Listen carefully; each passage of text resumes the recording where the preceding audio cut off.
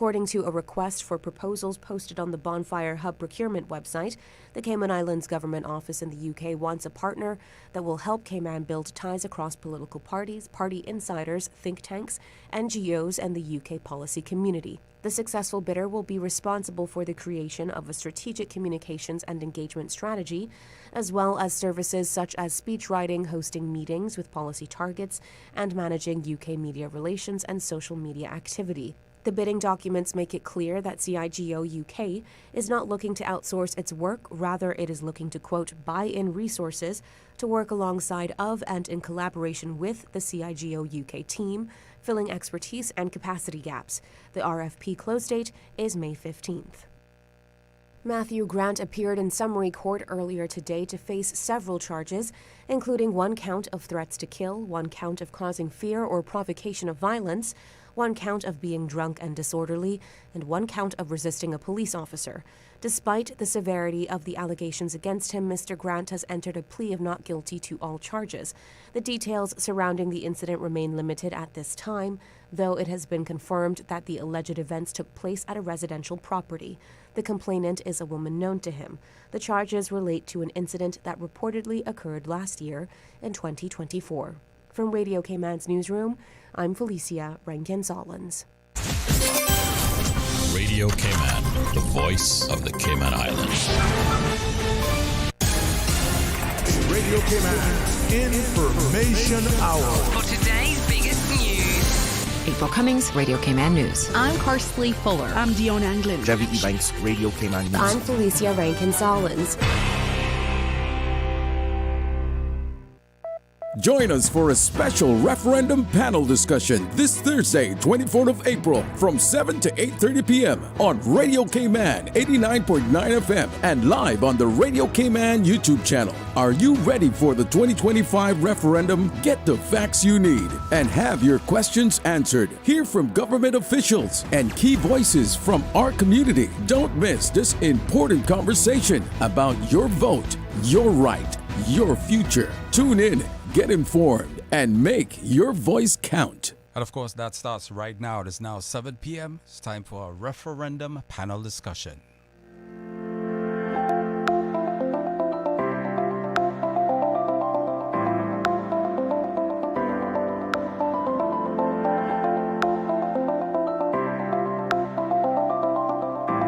Good evening and welcome to the Radio Cayman studio, where we will engage in a series of panel discussions on the April 30th referendum questions. These discussions are aimed at helping you, the public and voters, better understand the referendum topics. I am your host, Orrie Merren, and in the studio with me for this segment are Deputy Premier, Honorable Kenneth Bryan, and Supervisor of Elections, Mr. Wesley Howell. For those of you who are listening, and if you want to tell your friends and encourage them to listen in as well, so we are broadcasting live on Radio Cayman, of course, 89.9 FM.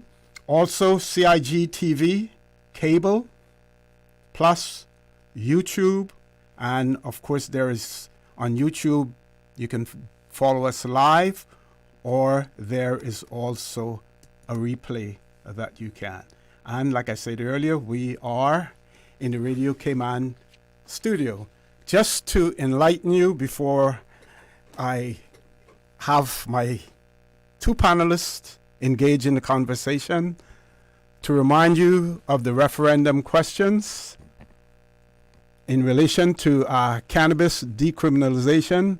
The question is, do you support the decriminalization of the consumption and possession of small amounts of cannabis? On the cruise berthing infrastructure, question is, should the Cayman Islands develop cruise berthing infrastructure? And the third, in relation to a national lottery, do you support the introduction of a national lottery in the Cayman Islands. Let's do that one over. Do you support the introduction of a national lottery in the islands as well? So, like I said earlier, we have in the studio with us Deputy Premier, the Honorable Kenneth Bryan, and Supervisor of Elections, Mr. Wesley Howell. So we're going to talk about the fact that this is a government-initiated referendum, and Mr. Bryan, you are, I can coin it as saying you're the architect of that as well. Yeah, I've been labeled with that by the sounds of it. Not sure if that's the best thing in the world for me, but I think it's important for the country to finally have their say on these very sensitive but important topics that we're facing as a country.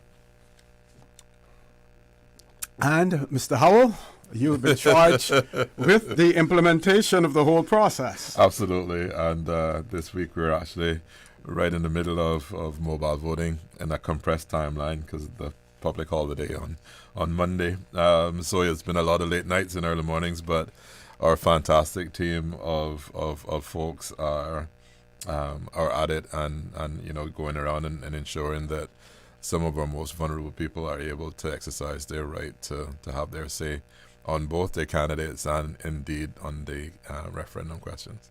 Okay, so let's start by describing how this referendum differs from, say, the 2009 referendum and the 2019 votes. Okay, so I'll probably take the 2019 first because that took advantage of a new creature that came in the 2009 Constitution, which was people-initiated referendums, which didn't exist up until that point. And it was a referendum initiated by more than 25% of the voters signing the petition that kick-started the referendum. And before we had the courts halt the process, we had at that point started to issue postal ballots, so we were well on our way to having that one in 2019 when that was halted. The 2009 referendum was a government-initiated referendum, and that was held under the 1972 Constitution. And I believe there was an amendment somewhere around 1998, 93 that introduced the facility to have a referendum because it wasn't in the original 72 Constitution, and that was the angle that the government used at that point to bring the constitutional modernization referendum forward in 2009. Okay. I think also it's important to note that though a referendum was initiated and triggered by law, it was never finalized. It wasn't finished. So because a lot of people still believe that there was a referendum held in 2019. Legally, one was initiated but never completed. So, because some people think, well, didn't we vote on this already? Yeah. And the answer to that is no. The people have not had their say on this topic. Okay, so Mr. So indeed, I can step in there because we had actually started to receive ballots back from the postal ballot process and had to destroy those without opening them. So, in fact, some people actually voted, but the votes were never counted. That's better clarity. Yeah. So let's talk about the reason for bringing this referendum forward at this point in time. Well, OC, from the government's perspective, the three topics were things that have been topical for over the last decade. As we know, you heard about the referendum in 2019 was initiated but not completed, was on the cruise berthing element. And this is a way where the problem on cruise and its direction as an industry is still up for question in respect to infrastructure. So we still need to hear the people's viewpoint on that because it's timely. We saw the downturn in the numbers from 2019 of almost 2 million passengers to now just over 1 million. It's almost a 50% decline, which will have drastic effects on the industry and those who work and benefit and live off of it. So that's the reason for that one. The one for the national lottery was actually initiated by the Royal Cayman Islands Police Service that initiated the government to consider it. There was a lot of crime, and still is today, surrounding the illegal activity of local numbers being sold. We had a tragic loss of a life a couple of years back of a robbery of a local known numbers facility, and a person was killed during that time. My hearts and prayers go out to the family.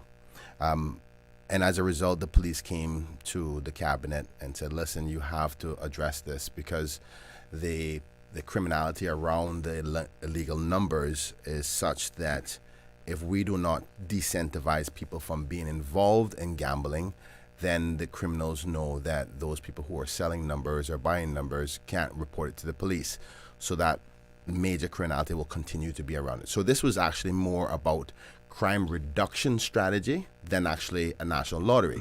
The national lottery component, if it's passed, is just the icing on the cake, where there's opportunity for revenue to go towards school, education, infrastructure, social development, or what have you, whatever the government decides if the people say yes. But the most important thing of why we brought it up was we were trying to stop the illegal behavior around it, which was becoming deadly. And the way the police had said to us was to increase the penalties as further deterrence from people being involved in it. But the elected arm paused that in Parliament and said, hold on, this has been almost common practice for so long. We don't know where the people are about this topic of numbers, whether they still think it should be illegal. I think the last time we've had changes to that legislation was in 1962, if my memory serves me well. And that's well over, was that now, 60 odd years ago. So the thing is there's two ways to solve the criminality around the local numbers. Is you can regulate it and legalize it to allow it to have the same safety and protections of any other store, any other business, or you can increase the penalties as further deterrent. So let's ask the people first, are you still in the same place as you still think this should not happen for one reason or the other? And then decide. And if the people say no, then we have to take the directions from the police to say, okay, we're going to increase the penalties because we have to deter the negative criminality around illegal numbers. Okay, let's talk about the non-binding effect of this referendum as well, and let's explain to our listening and viewing audience, what a non-binding referendum means and what, if any, implication it may have for any future government, the results. Yes, well, non-binding is, as it says, non-binding meaning there's no obligation on the government to do what the results say. Even more so right before an election, because it's this administration today that's initiating the referendum, but the results come in on another government. So ultimately, it is a guiding light for the next administration to see where the public's viewpoint is on a particular topic. And because there's no clear viewpoint based on public consultation on what the people feel about these three topics, hence the reason for the referendum. Obviously, it's not a people's initiated referendum where you're obligated to the outcome of it. So we will not be bound by it. But I think politically and publicly, it's still meaningful, whereby I don't see an administration ignoring the people's will, because they are the representative of the majority, and that's how democracy works. So by law, if the results come back, yes, the government doesn't have to adhere to it. If it comes back, no, they don't have to adhere to it. But I think the results will definitely give them a good direction as to where the public feels on these topics. Okay. Mr. Supervisor, Mr. Howell, the voting process has already begun, and of course no one other than the voter themselves know exactly how they have voted. But let's talk about the voting process, the ballot paper, the way that it is designed. We get questions, well, can I vote for the referendum only and not the candidates, and vice versa? Do I have to vote for all of the referendum questions as well? Explain that to our audience. Yeah, so the way that the referendum legislation and the modification of the election rules have been designed, each portion of the ballot paper is treated as its own contest, in that you can vote for one candidate or no candidates.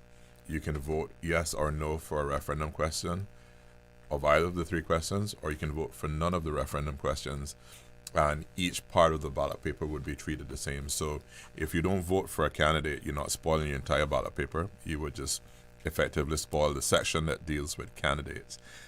If you don't vote for the first referendum question, yes or no, then that would be dealt with, and then we move to the second question, we move to the third question. So when we're counting, all of those answers would be done individually.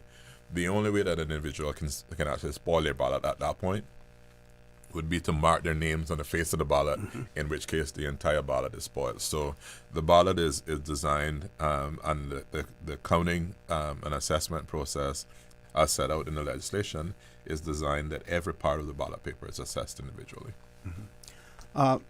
Deputy Premier, what would a large turnout tell you, or rather than a turnout, a large percentage of the votes on the referendum?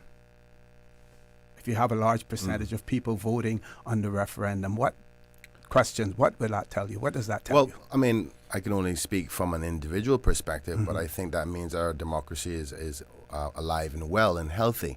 I think that's the purpose upon which we as a people decided to put it a part of our new constitution. I think it's a tool that electors or politicians should use more often when there's not a clear-cut viewpoint. I hope that the multiple questions will actually lead people to actually thinking about something else that may be not a top priority. For example, a person may want a particular view on the national lottery, wasn't really concerned about decriminalization or the cruise pier, and they go, well, I'm going to be there, so I might as well think about it and put my viewpoint. So I think having multiple questions on it forces a participation by the public on a large scale. And I'm thinking with our average voter turnout is just over 80%, right, Wesley? We're 70-odd% for the last one, so we're just below the 80%. Just below 80%. And I'm hoping that the positive result of that is actually also reflected in the elected members, whereby, you feel that you're there already, so let me have my say. So the more the ultimate thing is to have 100%. So if it forces an increase, then I think that's great for democracy. And it will certainly show, where the public and voter sentiment is on certain issues as well. Let's switch back to the elections office and talk about the office itself. Of course, you remain neutral in all of this, and you basically are just performing the functions in terms of the voters' ability to express themselves. Speak to that, Mr. Absolutely. So we started with a voter registration drive. We started out around December and carried on through November, December into January. Ended up with just shy of 2,000 people being added in the last quarter, bringing the list up to 25,643, I believe the number is. And that has also sort of transitioned into postals. So we have, as of Saturday after Good Friday, we issued a total of 1,036 postal ballots. So in 2021, we issued 582. So we're almost double. Yeah. As it relates to mobile, we've received approximately 1,500 mobile voting applications. In 2021, that was 719. So folks are voting. I mean, I don't see any sign of voter apathy as it relates to these kind of numbers. So we are seeing really good turnout. So that the messaging about the importance of a vote has been getting out, and people have been expressing their interest to do so. How do we assure voters, because in one breath it is being said that it is only an advisory referendum, it is not binding in any way, but how do we assure persons that if they go out there and vote, that it is going to have some meaning at some point in time? I mean, I think that you have data to hold the government of the day accountable to those results. They can't say, no, they shouldn't deal with it, or yes, they should deal with it, when the data results will be released with an independent agency like the Elections Office. So I think I don't see, some people may say, well, okay, if they're not obligated, why am I voting?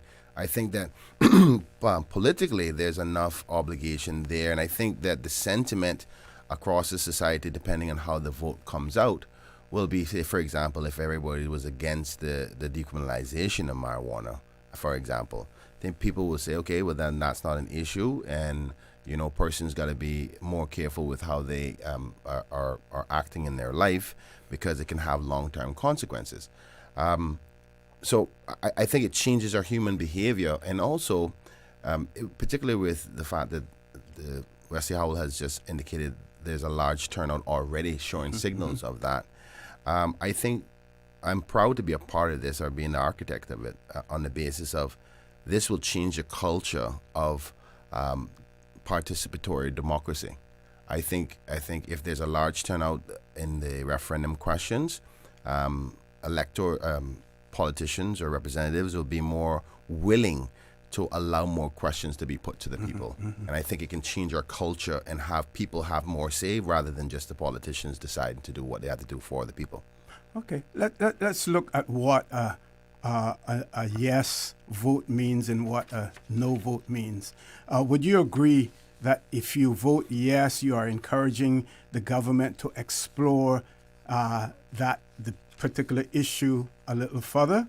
This may include public consultation, economic modeling, legal review, and draft policy, but at least it gives a nod to let's take this forward. I thank you, O.C. That's a perfect explanation, because that's all it means. Like, a lot of people think that there'll be some change the very next day.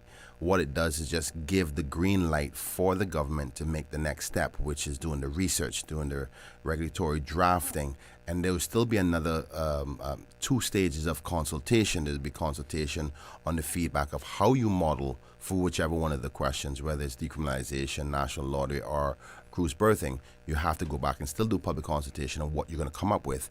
And then when the bill is drafted, you have to do another 30 days 28 days of consultation before the actual legislation is passed in Parliament. So all you're basically saying is go out, you give the government of the day to go ahead and explore this further and come up with a decent plan.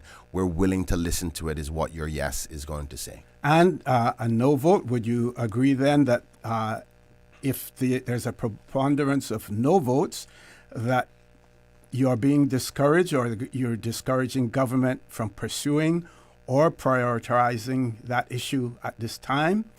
Of course, the issue may be paused or taken off the policy agenda, depending, on the outcome. And we're still not sure whether or not any of these are going to be on the policy agenda, because we don't know what the government will look like after the 30th of April. So the truth be told, it can be a large turnout against or for something, and the government may still say that's not our priority and we're not going to do anything about it. But naturally, I think a large no on any one of the topics, most likely the government of the day will just say, listen, that's not a priority for us, and let's move forward. I must say, though, that I think that in some cases, a no vote does trigger another action. For example, with the national lottery, if there's a significant no, a clear indication that we do not want a national lottery, I think it'd be hard-fast for a government to not increase the penalties around gambling now, because the penalties for a local ticket is so cheap that it doesn't deter anybody. It doesn't have the deterrent effect that policing and legislation and penalties would normally do. So people are not worried about severe penalties or going to prison, because if you get caught with a ticket, you get paid $40. So it would be hard now not to justify that the advice from the police and security has said, please, if you are not going to legalize this, you have to increase the penalties, because you're encouraging a lot of criminality around this area. Okay, Deputy Premier, we know that you're going to be here for the second segment. Mr. Howell is going to be leaving us at the end of this segment, and this is really about the referendum process itself. I want to give him an opportunity for some closing comments. Then we're going to go to a commercial break, and then we will start segment 2, which is about national lottery. Mr. Howell. No, Osei, thank you very much for that, and again, thanks to your listening and viewing audience. We have done some mailbox inserts that cover polling locations, talks a little bit about how to mark for the referendum questions, how to mark for your candidates, the fact that you can mark for either or both. And we encourage individuals to read that, look at the information on our website. We've been engaging with the international observers and the domestic observers, and the common thread is that we do already they're saying in our early things that the website is quite helpful. There's a lot of information on there. A lot of the questions that they had were actually answered by the fact that they could find the information, what the ballot design looked like, how to mark the ballot, instructions to candidates, and all those things. So we have, 5 days to go. in our briefing this morning on the team going out, we effectively said, you train for this. Our teams have been training since January. The return office has been training since December. You know this. Go out and do your job. What I neglected to say was this time next week it'll be over because it'll be Thursday. Yes. So. I can't wait. Thank you very much, folks. That ends this segment of the discussion in relation to the referendum and the voting process. When we return, we will be having a discussion on the question relating to a national lottery.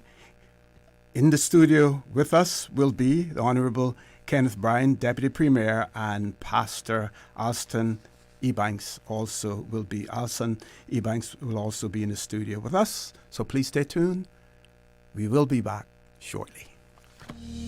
The Economics and Statistics Office is currently conducting the annual business surveys until June 13th. The surveys collect information to answer questions like, how did the economy perform in 2024? In 2024, how much did foreign companies invest in the Cayman Islands? The surveys include all relevant entities that produce goods and services in the Cayman Islands. The surveys are confidential under the Statistics Act and are exempt from the Freedom of Information Act. Your response matters. Do your part. Fill out and return your survey forms to the ESO. Remember, better data, better decisions, better business. For assistance in filling out the forms or for more information, visit eso.ky or call 244-4676 or 244-4600.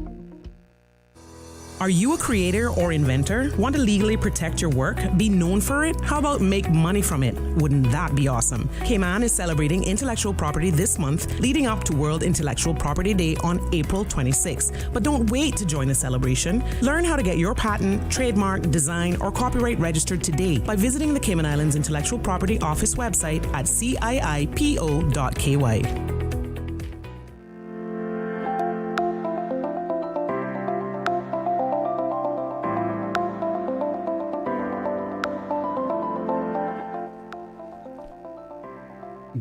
Good evening and welcome back to the Radio Cayman studio.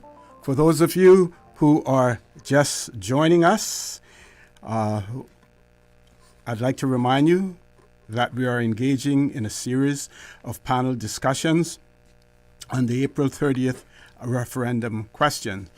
We covered earlier with the Deputy Premier and the Supervisor of Elections the referendum process. We are now going into the first question, which relates to the question of gambling.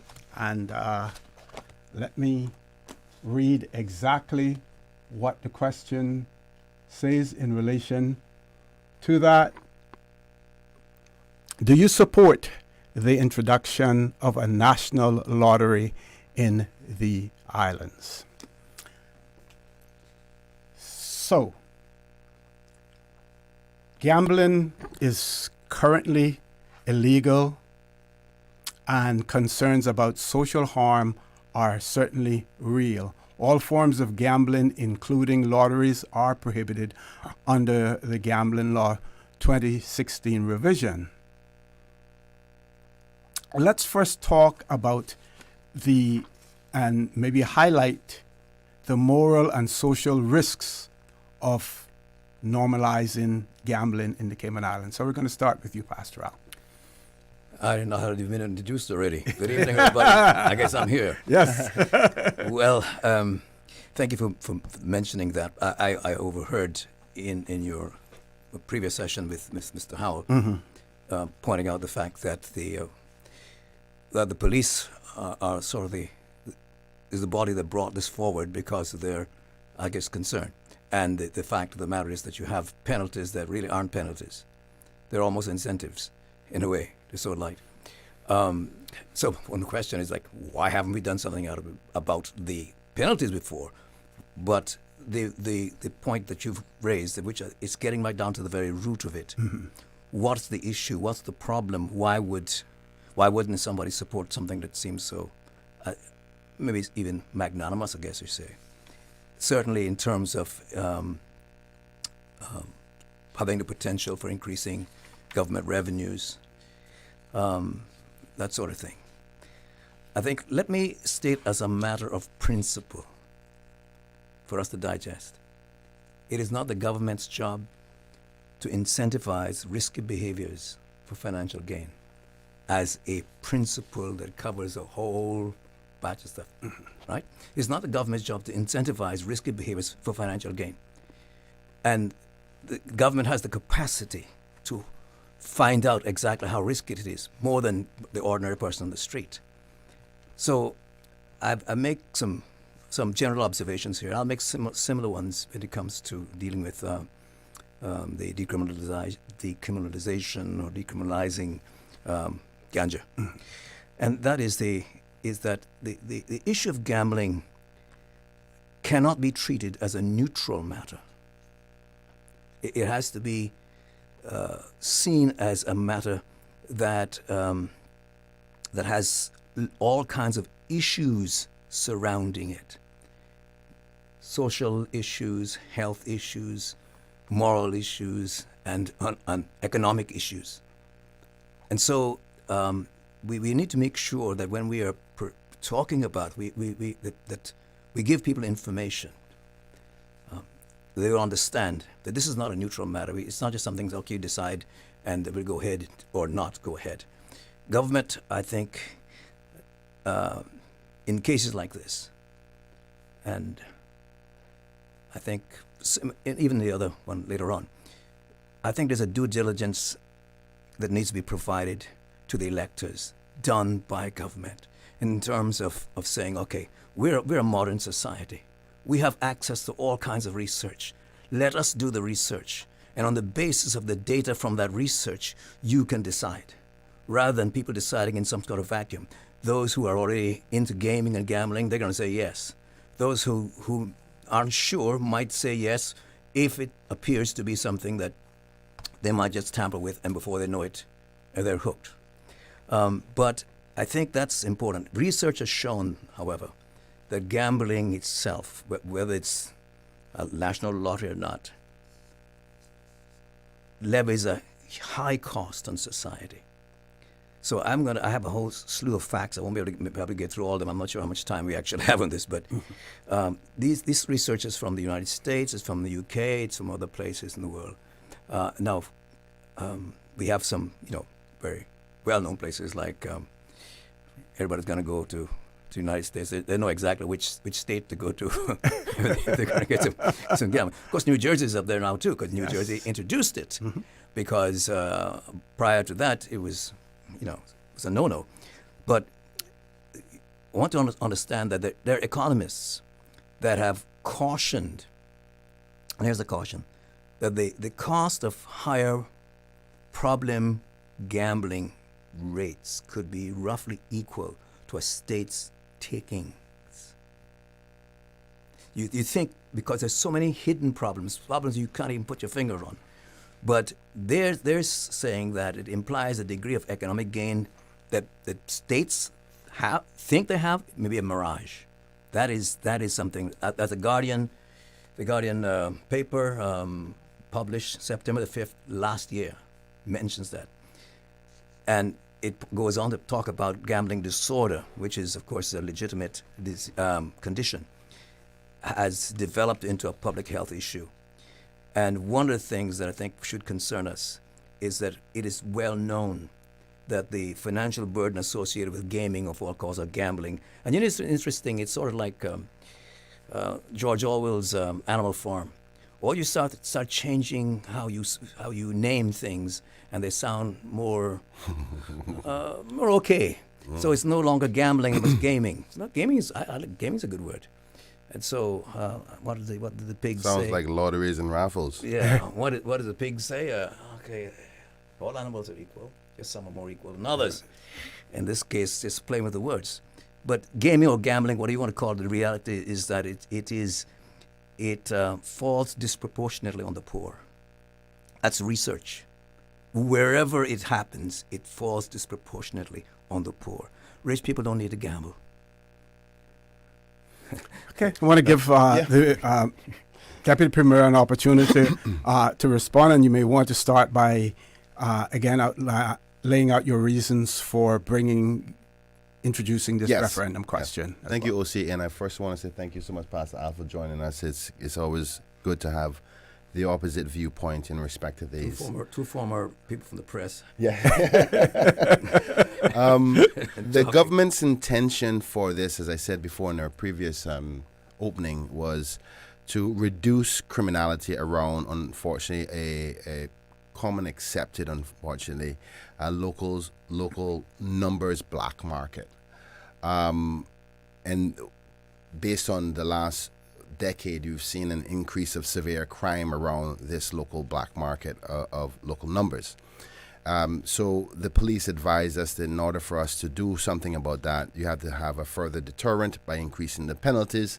And there was a bill brought to Parliament by the then Premier, Wayne Panton, to increase the penalties. But those the legislation, the members of Parliament all agreed together, including Wayne Panton, to pull that piece of legislation and ask the people first whether they still want it to continue to be illegal, because there's two ways to solve this. One, by just increasing penalties and policing it harder, but the thinking was, do we think we should ask the people first?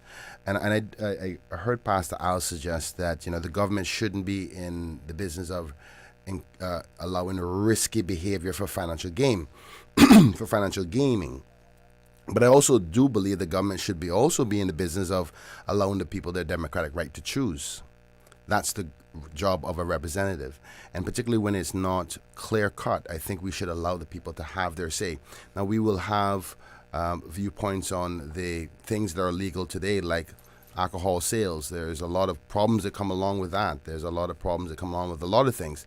But that's how democracy works, because the world isn't a perfect place. Naturally, the people can simply say no, but we will understand that now the people have said no, we do not want a national lottery here, but we will increase the penalties. So know that the democracy and your peers have said no, so you cannot be upset about the increase in penalties. So it's not that we don't agree that we have to increase the penalties to deter people from an illegal activity, but also there is some level of hypocrisy and culture within our community. What I mean by that is, unfortunately, legislation was passed about 3 terms ago to the gambling law. And under the Cayman Islands, the gambling, by its definition in law, means to play any game, whether of skill or chance, for money or money's worth. Now, the local lotteries, which is illegal in Cayman, its definition includes any game, method, or device whereby money or money's worth is distributed or allotted in a manner depending upon or to be determined by a chance or lot held, drawn, exercised, or managed, whether within the islands or in any other country or place outside the islands. Mm-hmm. Now, that's the illegal part. And the key part there is chance, again, by chance. And we notice that this word chance is popping up every time. But something that we have legal in the Cayman Islands, we all know about it because it's for good non-profit organizations, is the word raffle. Mm-hmm. Raffle means for the sale of a numberized ticket for one or more of which is drawn at random for the awarding of a prize. Same thing as money's worth. Prize is money's worth, and random is chance. Just like you were saying earlier at the Pig in the Farm, you just, worded it a little differently, but it all means the same thing. And from the being the representative of the people, many people have said, hold on, there's a level of hypocrisy here. How can that be wrong, but what I'm doing is wrong? Or that be right, but what I'm doing is wrong? So I'm accountable to the people, and so are the other 19 members. So we in Parliament said, let the people decide whether that is right or wrong.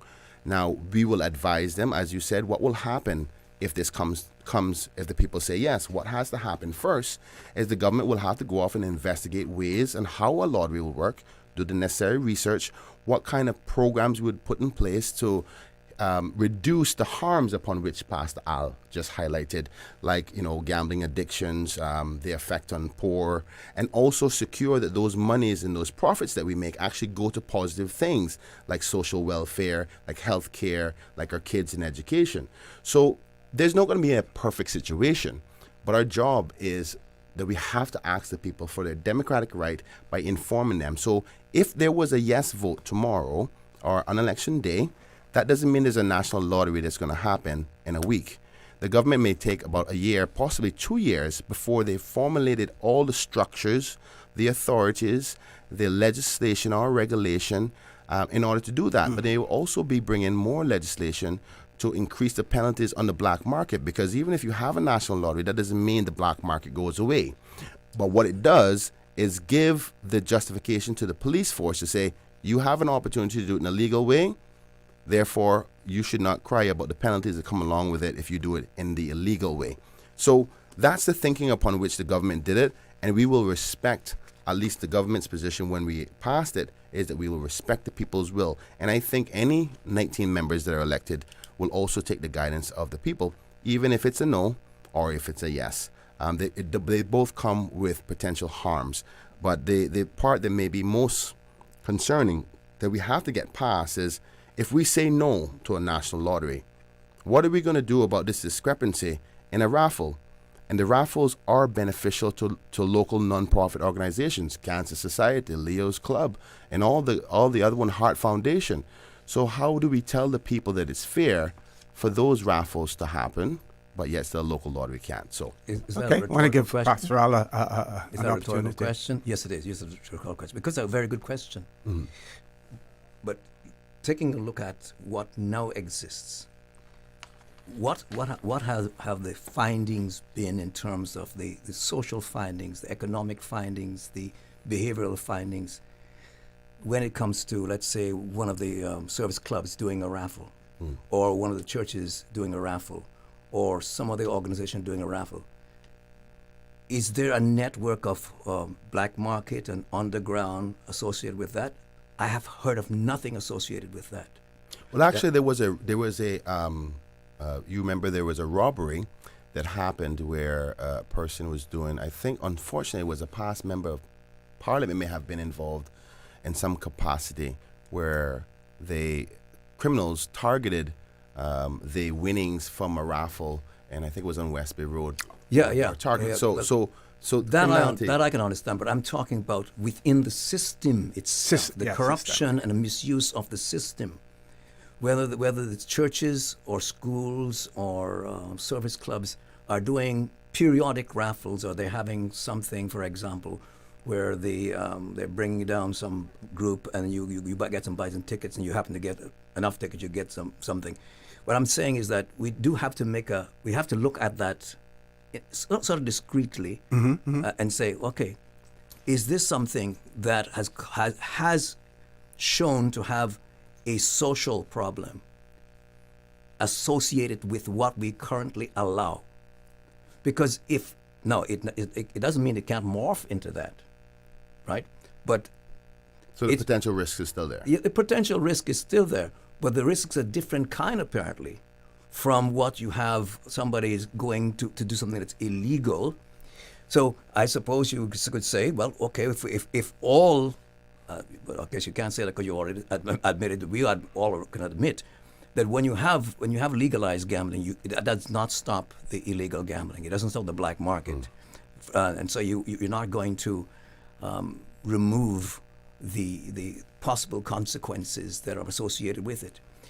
The difference, I think, here is that knowing what we know and finding out what we can find out about the social consequences, it should not be something that that government sanctions or initiates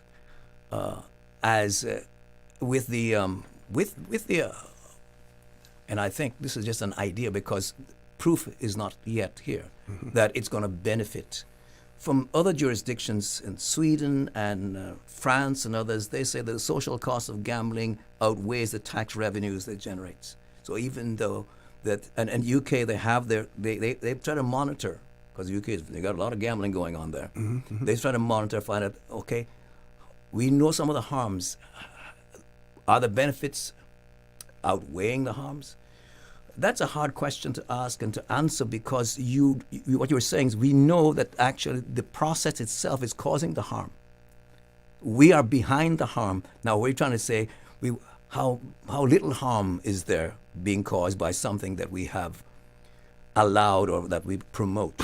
So going back to that first statement, I think it just, to me, it clicks in my mind that it's not the government's job to incentivize risky behaviors of any kind for financial gain, especially when the financial gain that we assume we'll have oftentimes is offset by the cost, the social costs of dealing with problem gambling and with the poor person's problem gambling twice as common among the disadvantaged. Neighbors. If I could ask a question, and this could probably bring us back on track, to something else as well. The question would be: is the government's intention is for financial gain, or if it is to curb the illegality of gambling as well as the negative consequences that may spin off from that? Because we have heard people say, well, I support it as long as the proceeds are put to good use, for instance, education or other things. So is the government's intention to monetize this whole process for gain for the public purse? Of course. We wouldn't, when I say we, I think the discussion at the time by all members was the potential opportunity for revenues for core government, for benefit, for purpose things. And you can, when you bring the legislation, you can earmark it to certain things that you want it to. And that would be the decision for the government of the day. But I think it's important we go back a little bit to the question of, and the points that Pastor Al has raised, because he raised some legitimate ones. Yes. But also, I think that there is not enough data around it to, like you said, it's hard to answer yes or no, the pros and cons. But there's people who are suffering from buying too much stocks on the stock market, and they gamble in the stock market. There's people who buy stocks today, and they wait to sell tomorrow, and they can lose their old home. So I am saying to you that, yes, it's not a perfect situation, and this is with any risk in life. But at the very least, the people should be able to have their say in it and be governed by democracy, by way of majority. Because we have, unfortunately, I think you would agree with me here, Pastor Al, we've allowed it to be so blasé for so long. It's become cultural norm. I know that when you grew up and when my grandparents grew up, that was a no-no. So now that it's we did have it in we knew there were certain families in certain places that some people went to gamble. But to the extent that we have it now, certainly not. No, You're definitely right about that. I agree. You're absolutely right about that. Well, but the other part to it, I think they were saying that we got to get control of it regardless, one way or the other, because there's so much money leaving out of our economy in our country through this black market that is not being controlled by predominantly Caymanian. That's the data that we were being provided. But also, if we don't get a handle on this, it's exposing our financial services industry, because it's technically money laundering with these behaviors, because they can't take it to the bank. If we were to legalize it, at the very least, we'll reduce the risk to money laundering and what it can do to our local financial services brand that we obviously heavily depend on. So there are other pros that come along with it, but I do agree with you that there are some ills that would come along with any risky kind of behavior. But that's why governments put in programs to monitor counseling services, care services, protections. Just like you say, you can't, a bartender is not allowed to sell more alcohol if they see the person intoxicated. So you put things in place. And many places, just like the UK, our motherland, have put in these programs in place to reduce the risk. Personally, I think that obviously there will always be harm and we'll always be mindful of that.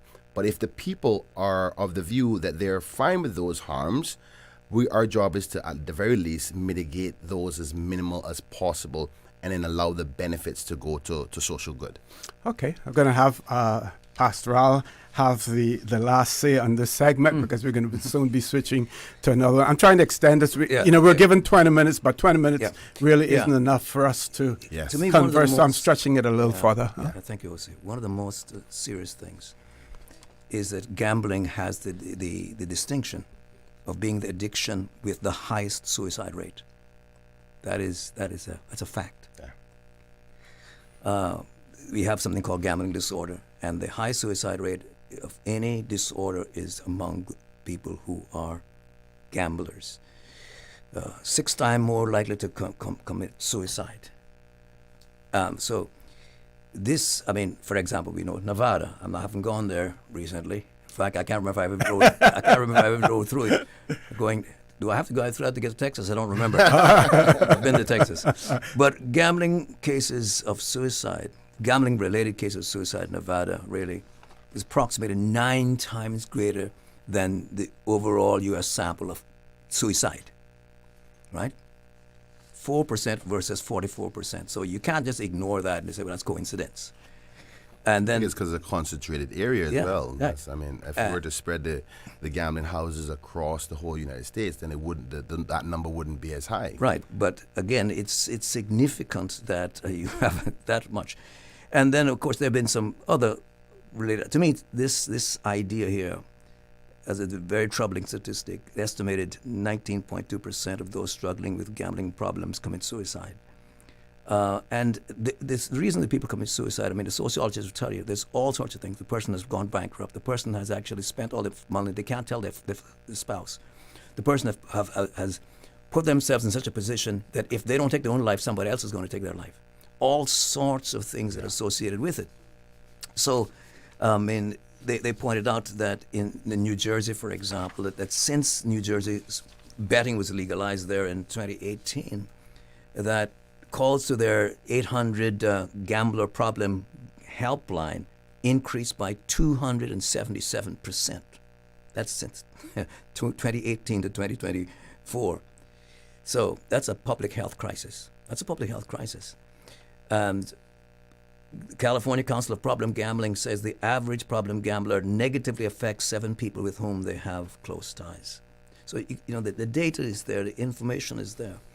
And again, trying to solve a problem and then create a problem is not a good thing.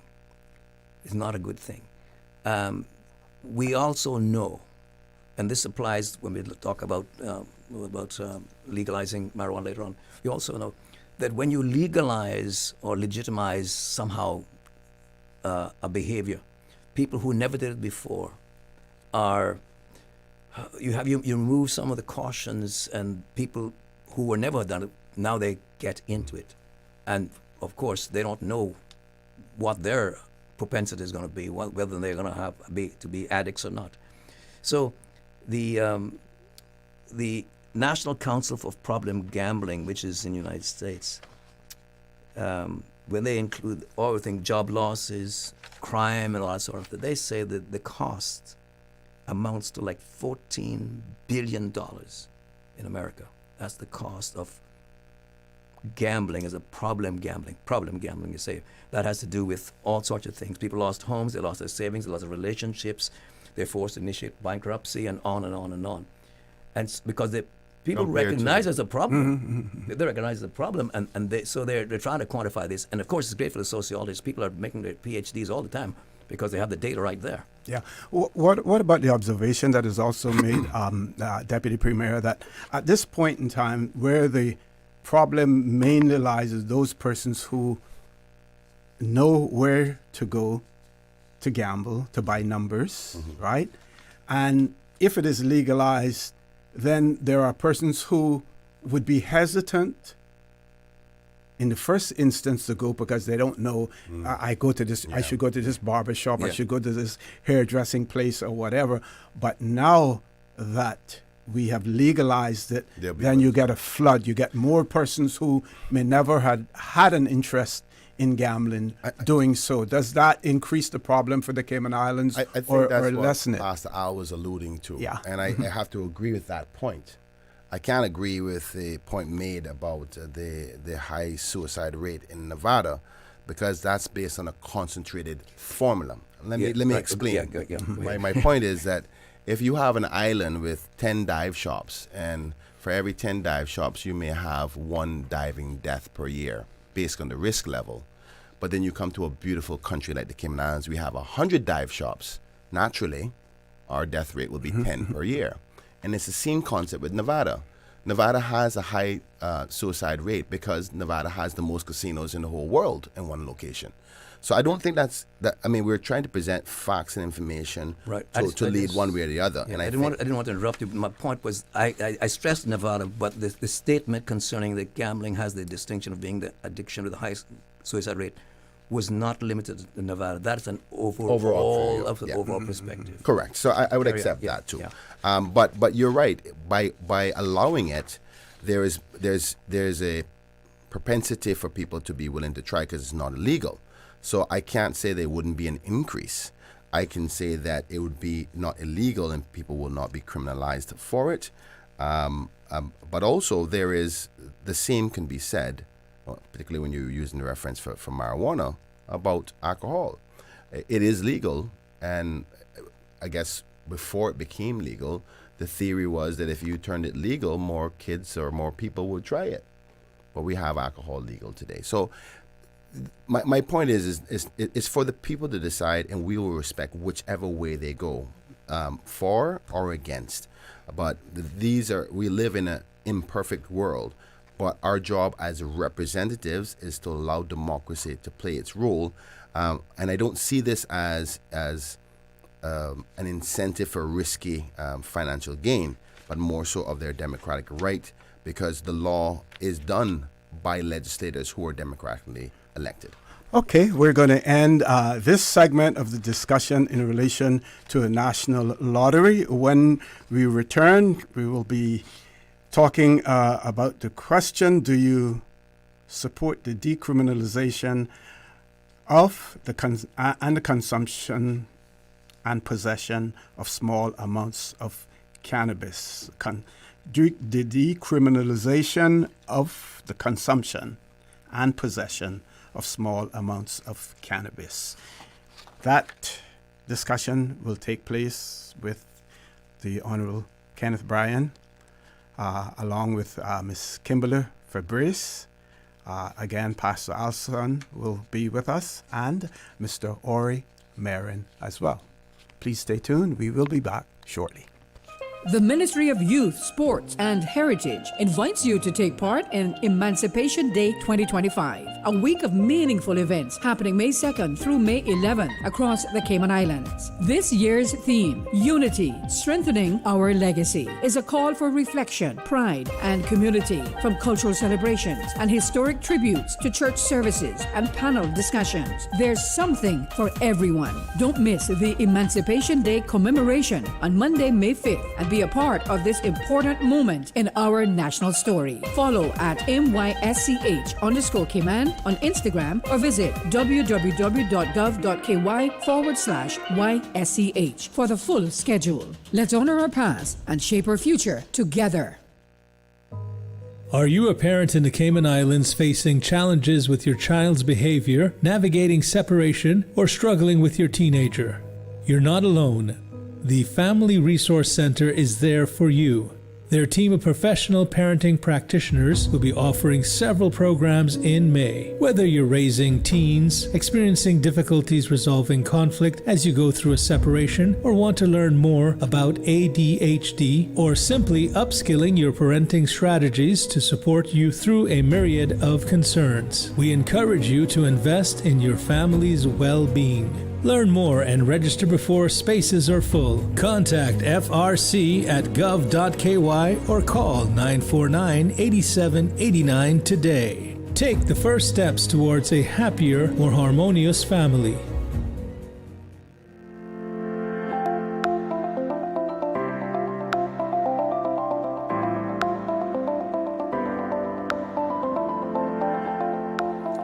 Good evening and welcome back to the Radio Cayman studios, where we are engaged in a series of panel discussions on the referendum questions that are on the April 30th general elections ballot paper, the referendum questions themselves. Just to remind you again that these discussions are aimed to help you, the public, and the voters better understand the referendum topics. For this segment, which we'll be discussing, and I'm going to get it right this time, do you support the decriminalization of the consumption and possession of small amounts of cannabis? In the studio, of course, remaining with us, the Honorable Kenneth Bryan, Deputy Premier. Also joining us now, Miss Kimberly Febres. I hope I'm pronouncing that right. Pastor Alson Ebanks is also with us. And joining us now as well, Mr. Orrie Merren. I should say good evening and welcome. Missed that out for Pastor Al, but yeah. Thank you. To both of you as well. Okay, Minister, you want to kick this off? Well, first off, I want to say thank you so much to the panelists. This discussion is to help us get as much information as possible to the public. And I think we have two individuals who are maybe against, if I'm not sure, and then some for. I'm going to speak to the position from a government perspective and why we decided to bring this. Mm-hmm. The government have over time seen that there's a large amount of Caymanians who are being negatively affected by a criminal record for possession of small amounts of marijuana. And I want to make sure it's clear that the government's position wasn't about persons who were directly heavily involved in marijuana importation or marijuana supply, but merely for what you would call pleasure opportunities. And we saw that with the difficulties that Caymanians face in today's day already, from employment opportunities, from opportunities to leave the Cayman Islands due to visa restrictions, and the urgent care in some cases for persons based on the United States and other jurisdictions requests and restrictions, we thought that small amounts of marijuana possession would have been something that would be considered a misdemeanor. And just as a way of a example, I have today with me, I brought just for reference and everybody can have a look at it. There's a young man today in his early 20s who can't go to school. I just had to deal with it throughout the election, where he was caught speeding more than 5 knots within a 200 yards from the shoreline on his jet ski. He was going 9 knots. And he now has a criminal record for going 9 knots within the 200 yards. This is what we're doing to our young people. So God forbid, he's already applied for his visa, and his visa on the request for the U.S. visa, it says, have you ever been convicted of a crime? This we have done and turned it into a crime for going too fast in the 200 yards on a jet ski. And it's quite similar in this case where one would consider that a misdemeanor. But we don't know that, hence the reason we're asking the people of this country whether this, for a person who may have been caught with small amounts, and small amounts can be used based on reference in other jurisdictions, and I have some examples for us to go through, like the limits in places like Bermuda, which is a third of an ounce, Antigua is a third of an ounce. In Belize, it's a third of an ounce. In Barbados, it's a half an ounce. In places like Jamaica, it's like almost 2 ounces. So you get to see that these places do not criminalize their people for small amounts of cannabis use. But obviously we know that there is a lot of other negatives that come along, and I want to welcome those so the public can hear. But the thinking from government is not about promotion of marijuana consumption. But we think that the penalties that for the rehabilitation process, for every crime, you are punished, you are penalized in some way, and you get a record, and that record eventually comes to an end, and that's the end of your punishment. Not unfortunately for Caymanians, it's not the end because of the restrictions of coming outside of the Cayman Islands, and particularly when it comes to visa opportunities, whereby you can't just wait for your record to be expunged anymore, because you're now obligated to say, regardless if it's clean or not, have you ever been convicted? And you have to tell the truth. If you're caught lying, you'll never get a visa again.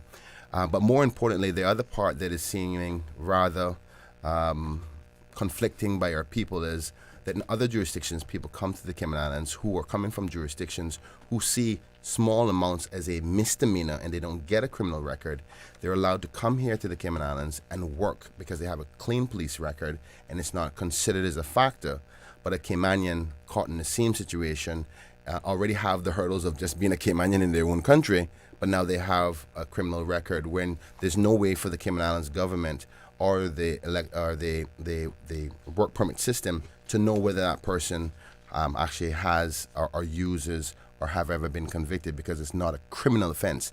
And I want to make sure for the listening audience, there's a difference between something that is criminal and something illegal. We're continuing to promote that consumption of marijuana and possession of marijuana, no matter what size, will continue to be illegal. What we're saying is we don't want it to no longer be criminal. For example, if you drive your car and you speed past the speed limit, that is illegal, but it's not criminal. You get a traffic record, not a criminal record.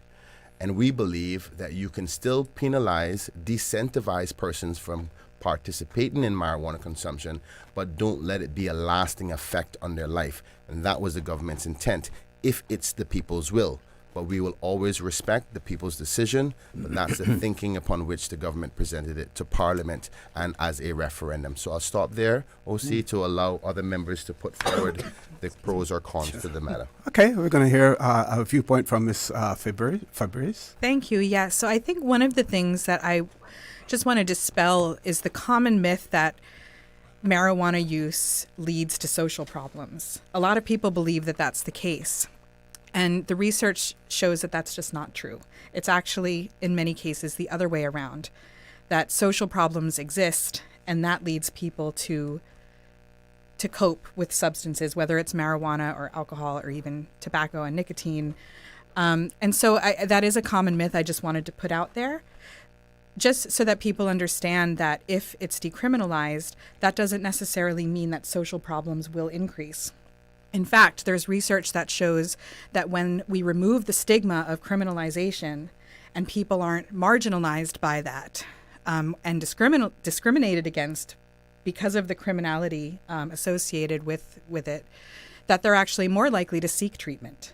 And I was thinking about that when I was hearing Pastor Al talking about the gambling hotline blowing up when it became legal. And I thought, maybe that's because they're not stigmatized against seeking help.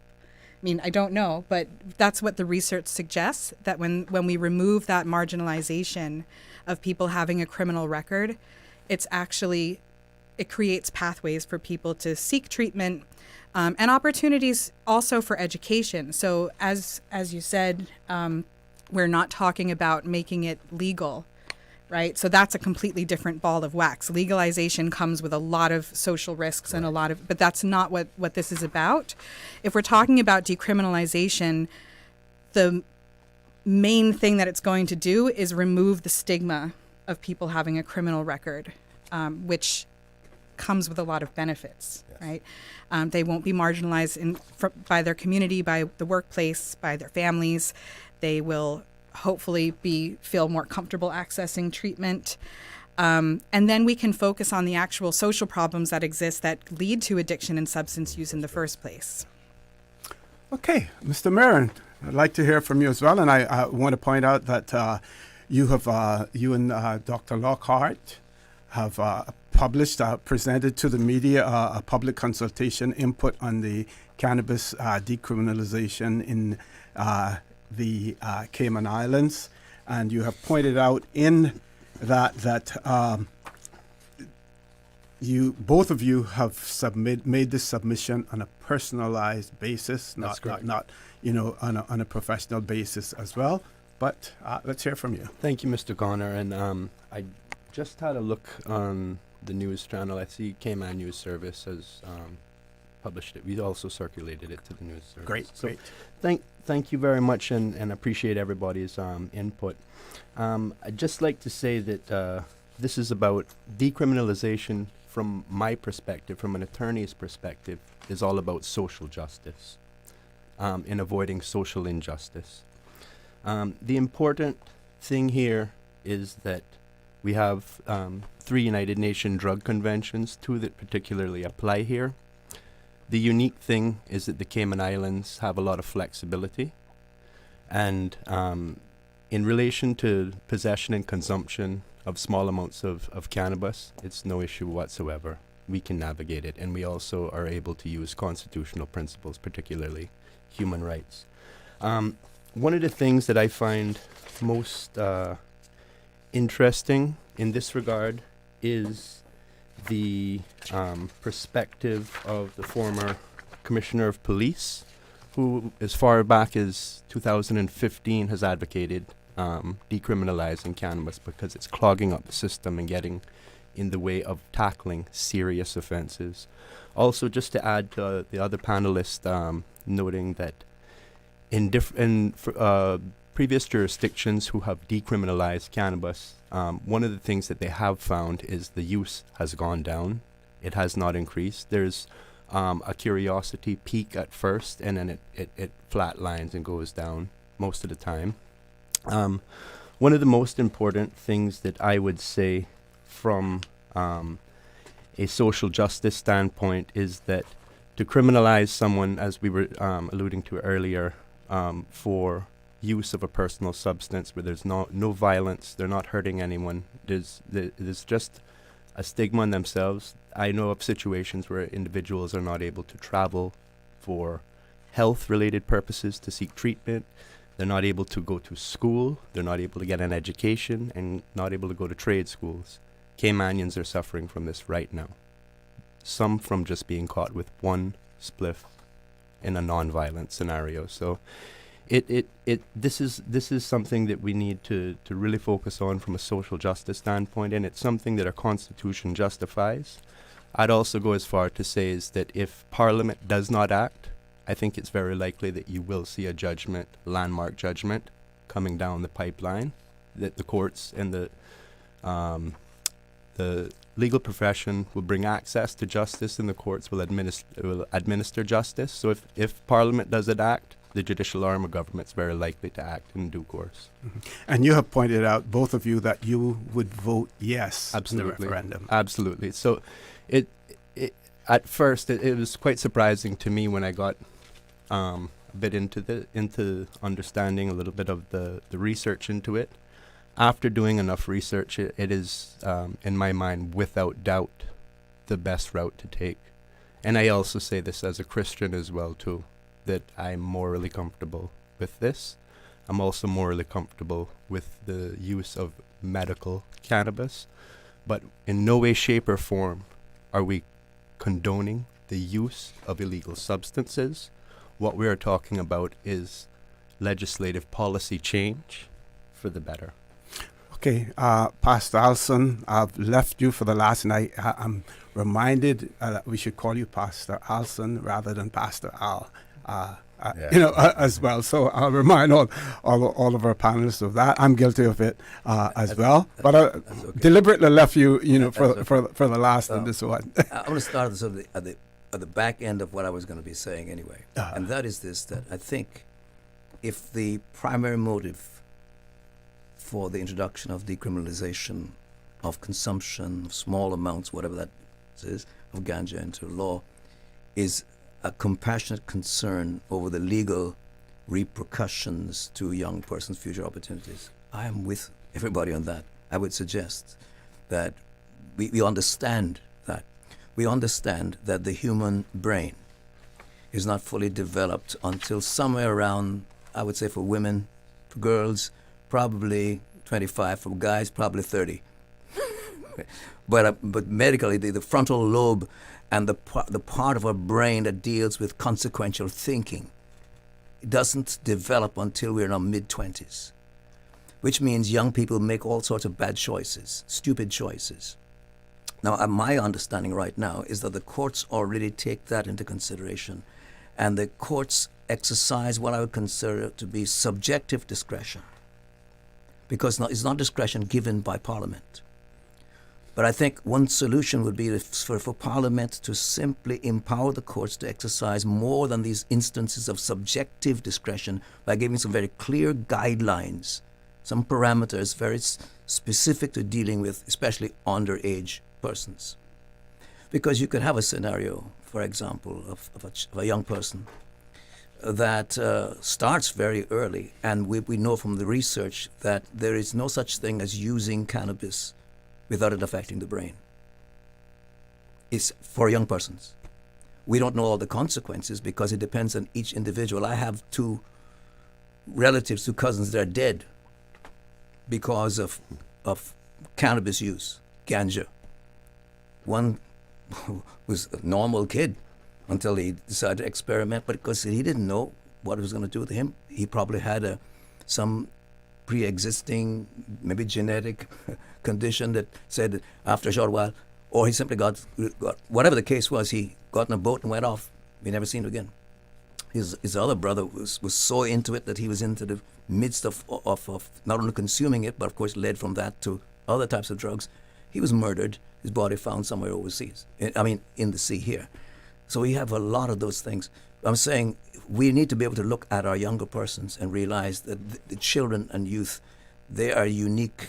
They're still unique because their consequential thinking has not yet developed. And so the Parliament could empower the courts to do something. But I think the extreme care must be taken that compassionate motives and practices do not in themselves incentivize an increased use as well as illegal growing and importation. Because we have this very odd situation. If we decriminalize the use of small amounts, but yet possession and growing and importation of marijuana, cannabis, ganja is still illegal, how are people going to get it? You can only get it illegally. You may use it legally because it's decriminalized, but you create a situation where now you have young persons who are allowed to use it, small amounts of it, and you've created a market for them. Well, you haven't created a market. You've actually given the market some incentive to make sure, because now you have people who can legally have access to it, unless you've found some other way to do it through the hospital or I don't know what. What I'm saying is a lot of these details need to be thought through, and the Parliament has to do that deep down thinking about it. Would one of those things, because I've seen in some of the cases that you reference in your presentation, that you would also allow for possession or for the growing of a certain amount of plants? Oh, well. Yes, would you want to speak to that? I apologize. I don't think that would be healthy for the referendum question. I wanted to stay within the parameters of what the referendum question asked, but I do want to just say that in Jamaica, just very quickly, if we could deal with small amounts, this would include the possession and consumption. In Jamaica, what is decriminalized is consumption, but possession of up to 2 ounces, 56 grams of cannabis under the Dangerous Acts Amendment Act 2015, and decriminalization of cultivation of up to 5 cannabis plants, no more than that, per premises. But if there's more than one person on one household, then it's per household, per premises. So that has stood up. That has been compliant with UN international drug conventions, and they've found that it's worked quite well in Jamaica. Okay, and I'll just touch on that just to say that. Sure, and I have one more observation, and maybe Ms. Febres, you seem to be more inclined on this end of things as well. I noticed that in some of the cases cited, reference is always made to whenever it is being used, not being used in the presence of young children. Can you speak to that, the reasons for that? Well, I mean, in general, I think the issue of decriminalization doesn't diminish the importance of treating addiction as a very serious disease, right? They are two separate issues. So it's not to minimize the fact that, as a professional, in this field, that's something that's not, we don't want to forget about that, right? So like addiction is a medical disease that has environmental and genetic and social factors, but it needs to still be managed and treated, right? So it's not to say that by decriminalizing we would be sort of kind of in enabling people to use or saying that addiction is not a problem. I think probably the opposite is true. So yes, I mean, I think what the research shows with regards to your question around, exposure to young people is that, again, I think if we're looking at substance use as a symptom of social problems, where you're going to see it more in a more prevalent way is in households where there is less stability, maybe where there is less parental supervision, some social influence that may not be positive. So if that's the case, then that is what's going to lead to addiction, polysubstance use, and some of the social problems that we experience. But that being said, as I sort of alluded to earlier, there isn't any research that shows that decriminalization increases accessibility or use, even among young people. I was going to say the same thing. But legalization does. Yes. But we're not talking about right, legalization. that's not this issue. I know. I'm just more careful that we open the door from one to the other. Yeah, but that's not the question. I know. Referendum. I know it's not. And I think it's unfair to the voters if we go into something that is not being questioned today. The question is about decriminalization, and we're talking about stuff like, smoking around kids. It's still illegal, period. The thing that we're talking about today is not the action or the consumption. It's that if you are caught doing something illegal, it's not criminal. So I think that the one thing I want everybody to leave this discussion, those who are listening and viewing your audience, is that you will continue to be arrested, you continue to be penalized, you will go to court, you can still go. I'm sorry, this is what the government's intention would be, is that if it's decriminalized and you are found with it, you can still be charged, but you just will not get a criminal record as a result of it. For example, you're speeding, the police will pull you over, they give you a ticket, that's your penalty, but it doesn't become a criminal offense. So it's still illegal. I want to make sure everybody understands we're not legalizing in any capacity. This is about the record and the continued component, like you said, for rehabilitation purposes. They may feel more open to actually discussing the problems that they have as a result of it if it's not a criminal component on their life. Okay. I think it would be useful for our audience to understand the whole concept of decriminalization as opposed to legalization. And I think, Orrie, again, on your document, and this, if you can tell us actually where these definitions come from and share them with our, with our panelists as well as our audience. Sure. Well, thank you very much, Mr. Connor. We have identified terminology that we've used: narrow decriminalization and wide decriminalization. I'm going to focus on narrow because that's in line with the referendum. Narrow decriminalization in this document means offenses of consumption and possession of small amounts of cannabis for personal, not commercial use is reclassified from criminal to non-criminal. And that was actually taken from United Nations documentation on the subject. Pretty straightforward. Right, exactly. But what I would like to point out is that instead of getting a criminal penalty, what we are advocating is in line with the United Nations Drug Convention that allow for alternative alternative measures such as treatment after care, education, rehabilitation, and social integration in conformity with the United Nations Drug Convention, Article 38. Mr. Connor, I think Pastor Allison spoke to that. Alison, sorry, I apologize. Yeah, worry. We all get it wrong at times. Pastor Ebanks. This time of night, and it works. I think that he alluded to the fact that the court system kind of has a similar situation now based on their discretion. Mm-hmm. In most cases, the judge will have the authority to say, I will not impose a record on you if you do certain programs upon which the convention speaks to. So all we're trying to do is actually formally make it a obligation for the courts to do exactly what they're already doing, and it's no longer subjective. We would call that you're saying decriminalization versus depenalization. Correct. Yeah. Correct. So again, I think it's important that the public understands, by no means, when this motion was passed in Parliament, the intention was ever about the promotion of consumption of it.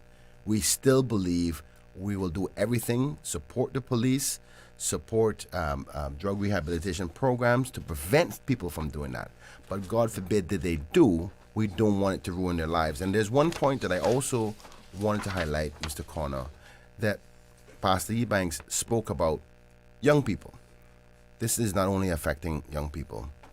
And there's many mature people who are involved in this, unfortunately. Mm-hmm. Now, the other part is if we're thinking about the development, if the argument is that we're concerned about the development of the brain, there could be legislation to say, okay, then, after a certain age, where scientists have said this age bracket is about, you should have a formal developed brain, then the argument was no longer strong after that age bracket. So I know we're categorizing it in younger people and older people, but I'm thinking this is not even about the consumption. Again, this is about whether you get caught with it, whether they should continue to penalize you forever. But there are some exceptions. Actually, there's a very good point that everyone's touched on with young people. Could I make one reference here? So at the Alex Panton Foundation's 8th annual symposium, Dr. Erica Lamb, who presented the mental health data from the Cayman Islands Student Drug Survey 2024 when discussing anxiety and depression, stated, and I'm just going to quote part of it, "The protective factor is quite interesting here, is the past use of marijuana. I'm not here to sell drugs, okay, but I think it's quite interesting that young people who use marijuana in the last year is a significant protective factor." What was quite shocking to me was to find that in some instances, actually young people's use of it was actually helpful, not hurtful, and that's under the age of 24. We're talking about people in the age range of grades 8 to 12 or 9 to 13. And just to say, the other thing in relation to young people, such as people with psychosis, they need to stay away from THC. However, it's been found even locally that medical use has helped with CBD, which is non-psychoactive, with young people. So it's helped stabilize some as well. But that's only anything that would be advocated from a licensed medical doctor who assesses them and prescribes that. I think one of the things we know then is that this research is continuing to go on because you have places like Canada and you have Colorado and some place on the West Coast. It's not only decriminalizing possession but also legalizing a lot of things, and they're finding a whole lot more information. A lot more data is coming concerning because we know that ganja, marijuana, whatever it is a psychotropic substance. It actually influences our brain, alters our mood, our perception, our consciousness, and our behavior. Otherwise, people wouldn't bother with it, right? They use it in a sense, as a medicine, in some sort, just like people use alcohol in a sense as a medicine. So, So ganja is a natural substance, and so we have people use that as an excuse. But no, listen, arsenic is a natural substance, so forget that one. But it's not. It's a natural substance, but it's not neutral. Ongoing medical research, especially now that you have places like Canada where young people and adults, because young people aren't supposed to get it, but they're getting it, can get it in gummies, and they can get it in drinks and all sorts of things. And they're finding an increase of the number of young people going to emergencies, having medical reasons to go to hospitals. I personally know of people. I've gone to the hospital here to meet young people who had eaten brownies that had been laced with some cannabis on a couple of occasions. They're thinking, well, they didn't know what was in it. Well, I don't know whether that's the case. What I'm saying is that you're talking about the research, and now they've gone back to look. And I think this is it's published in the JAMA Neurology recently. I think it was. They looked at 6 million people. This was in the April 14th edition. That's the Journal of American Medicine. Right. So, and they found that one of the things that the increased risk of dementia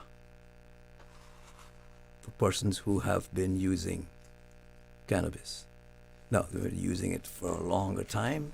Now, one of the things that people are looking at is, well, has the newer, I call edited versions.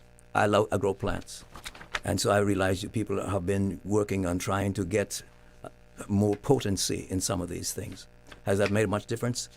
There's a lot more studies going on.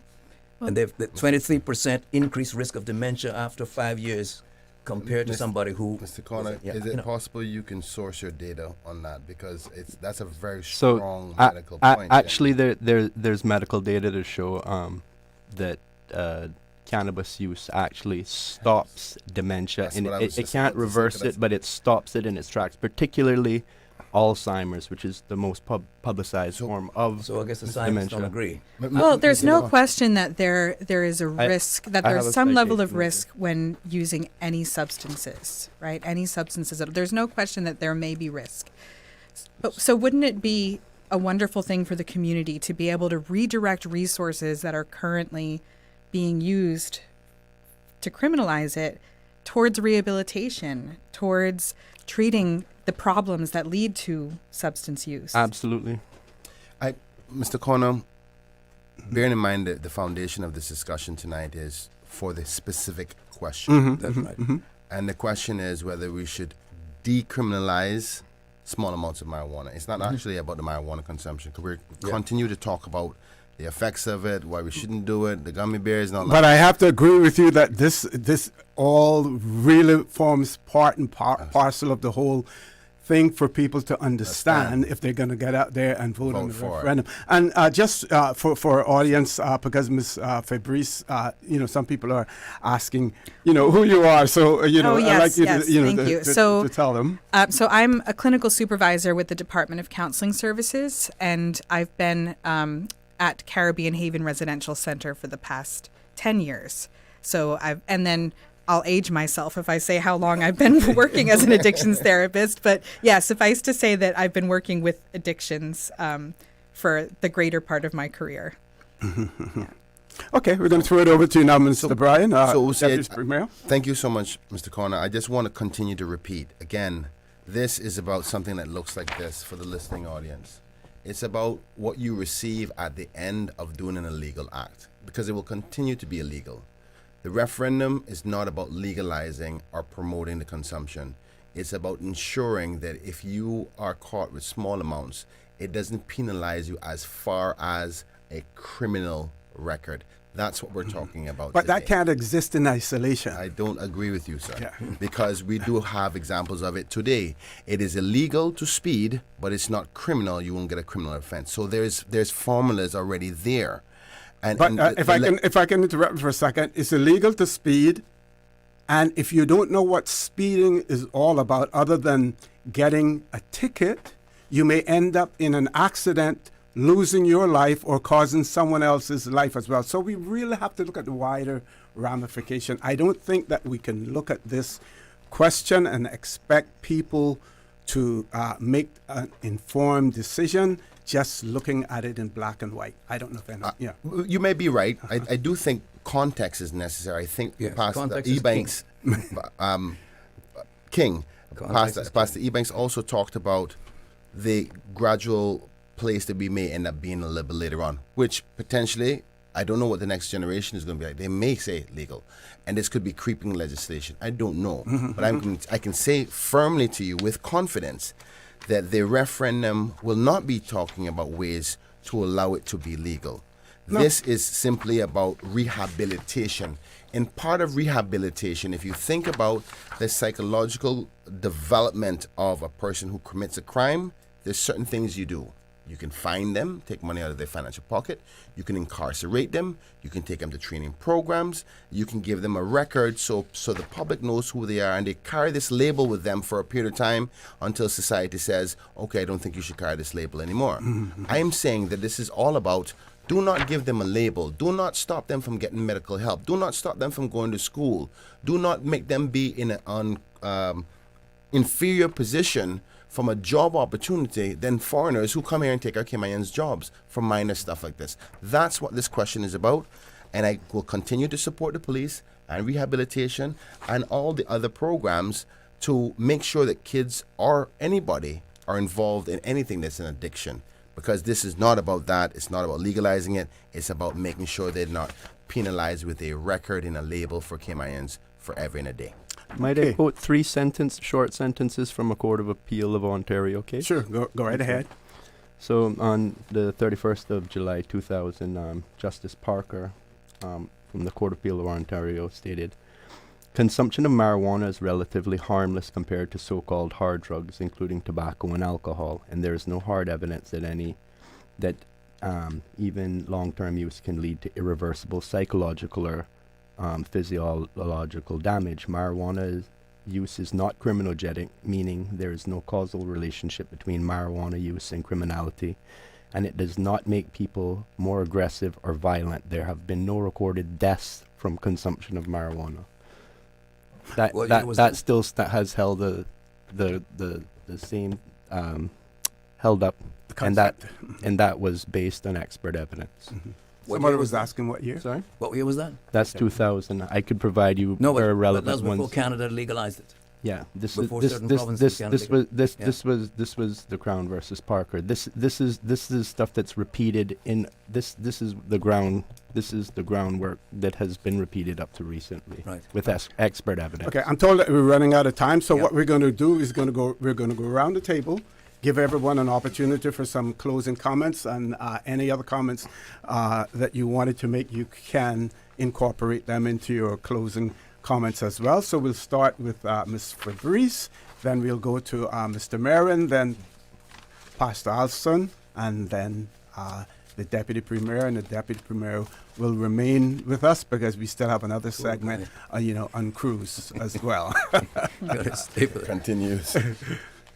Right. So my closing comment is just to say that the impact of criminalization poses far greater risk to increasing social problems and marginalization than potential decriminalization would.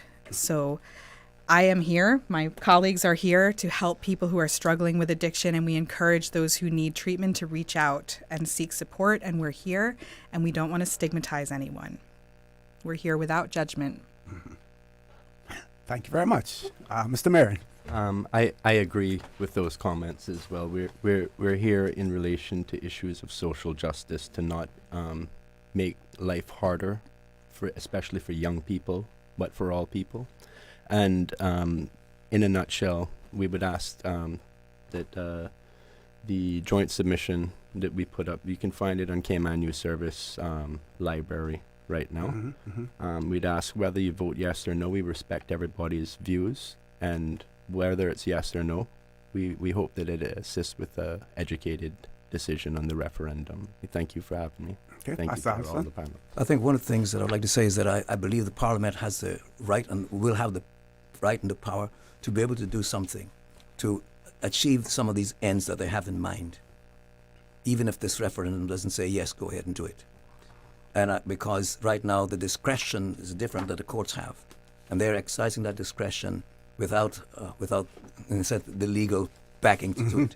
So the courts can do it.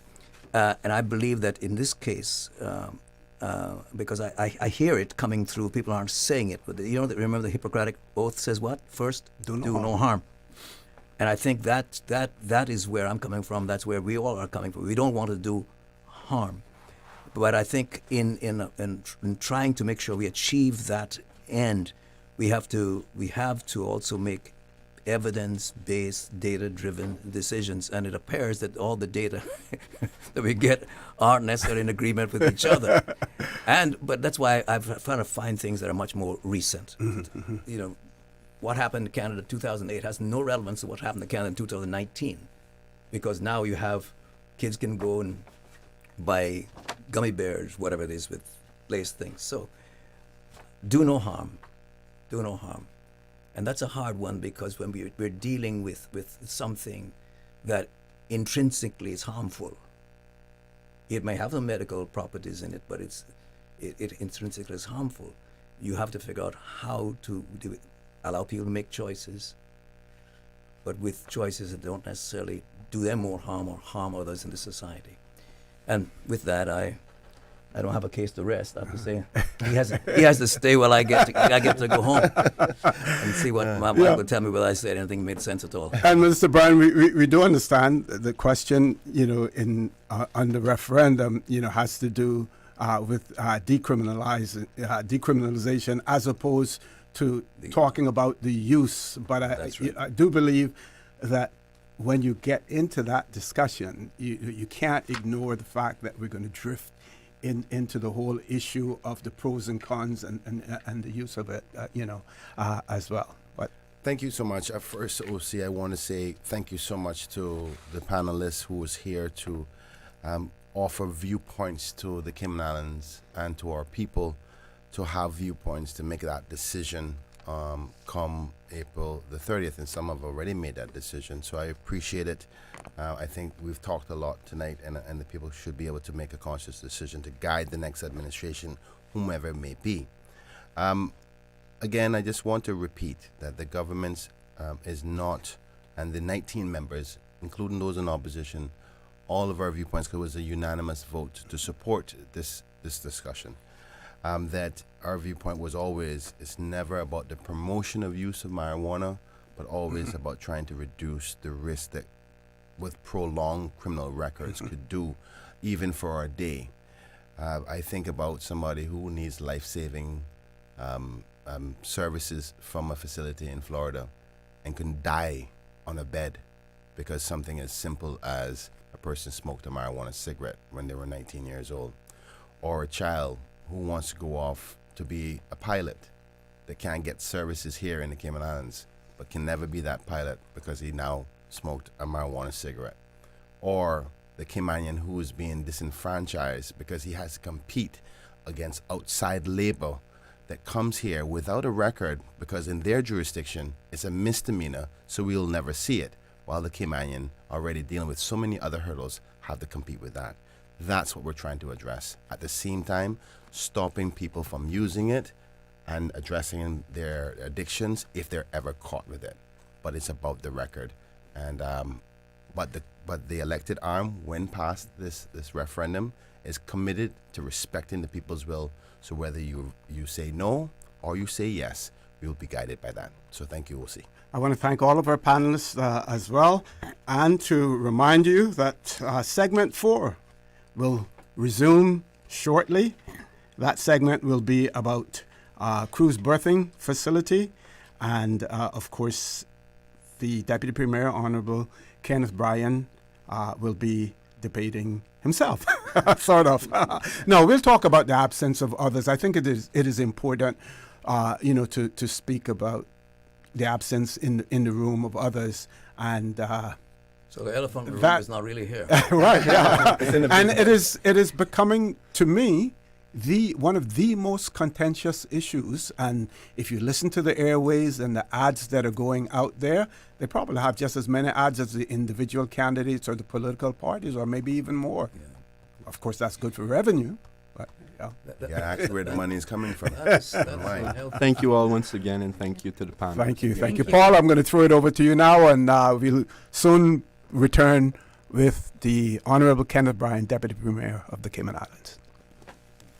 Creator or inventor? Want to legally protect your work? Be known for it? How about make money from it? Wouldn't that be awesome? Cayman is celebrating intellectual property this month, leading up to World Intellectual Property Day on April 26th. But don't wait to join the celebration. Learn how to get your patent, trademark, design, or copyright registered today by visiting the Cayman Islands Intellectual Property Office website at ciipo.ky. The Economics and Statistics Office is currently conducting the annual business surveys until June 13th. The surveys collect information to answer questions like, how did the economy perform in 2024? In 2024, how much did foreign companies invest in the Cayman Islands? The surveys include all relevant entities that produce goods and services in the Cayman Islands. The surveys are confidential under the Statistics Act and are exempt from the Freedom of Information Act. Your response matters. Do your part. Fill out and return your survey forms to the ESO. Remember, better data, better decisions, better business. For assistance in filling out the forms or for more information, visit eso.ky or call 244-4676 or 244-4600. The Ministry of Youth, Sports and Heritage invites you to take part in Emancipation Day 2025, a week of meaningful events happening May 2nd through May 11th across the Cayman Islands. This year's theme, Unity, Strengthening Our Legacy, is a call for reflection, pride, and community, from cultural celebrations and historic tributes to church services and panel discussions. There's something for everyone. Don't miss the Emancipation Day commemoration on Monday, May 5th, and be a part of this important moment in our national story. Follow at MYSCH_Cayman on Instagram or visit www.gov.ky/YSCH for the full schedule. Let's honor our past and shape our future together.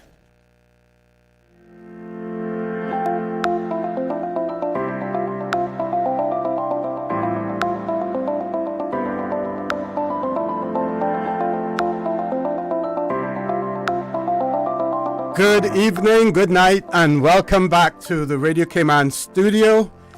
We hope and we trust that everyone so far has been enjoying, that you have been enjoying the debate. That last one was much more robust. Yeah. I'm not sure whether or not it was the particular topic, or what, but it certainly brings out, so many different perspectives, in relation to it. And I think it was a healthy one. Extremely healthy, I think if everybody get an opportunity to watch Sunday, would be able to have an informed decision. Yep. So just in case, Minister Bryan or Deputy Premier, that you don't know what the referendum question is, let me repeat it just for our audience. So should the Cayman Islands develop cruise berthing infrastructure?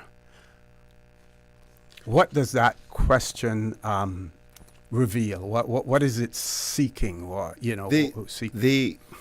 the component to that, why it says cruise infrastructure rather than cruise pier, is because the government was of the view that we wanted to be flexible enough, and it's the overall vote to say that we were not only thinking about just the pier alone, because ultimately what we're trying to solve is to put in infrastructure that will be adequate enough to service the industry as it evolves. And part of that involvement is the increased size of ships. So infrastructure could be a pier, but it can also not necessarily be a pier. So that's why we said infrastructure. But most people see it as a pier. That would be the most immediate. But in order for us to deliver the commitment of the best environmentally friendly and cost-efficient one, we wanted it not to only just be seen as a cement slab, as most people sometimes visualizes it. So that was the thinking as to the question. The other part that is important to note is, yes, this was a very sensitive topic in the last election and the last administration, was triggered for the first time a people's initiated referendum, and democracy was well and healthy. And I'm very proud of those persons who participate, because it's important that not only on cruise topics, but any topic that we have public participation. But the reason why I, as Minister of Tourism and a part of the current government and previous government, felt compelled to bring this to the people is because of the severity of the projections of the future. We have moved from 2019 of 2 million passengers, 2019, 2 million passengers, now to just over 1.1 million, an almost 50% drop within 6 years. At that rate of drop, Mr. Corner, we can potentially see the loss of our whole industry within less than 10 years. And when we think about the many thousands of Caymanian families and businesses that depend on this industry, we believe that people should be given the choice to decide whether the thing that is perceived to be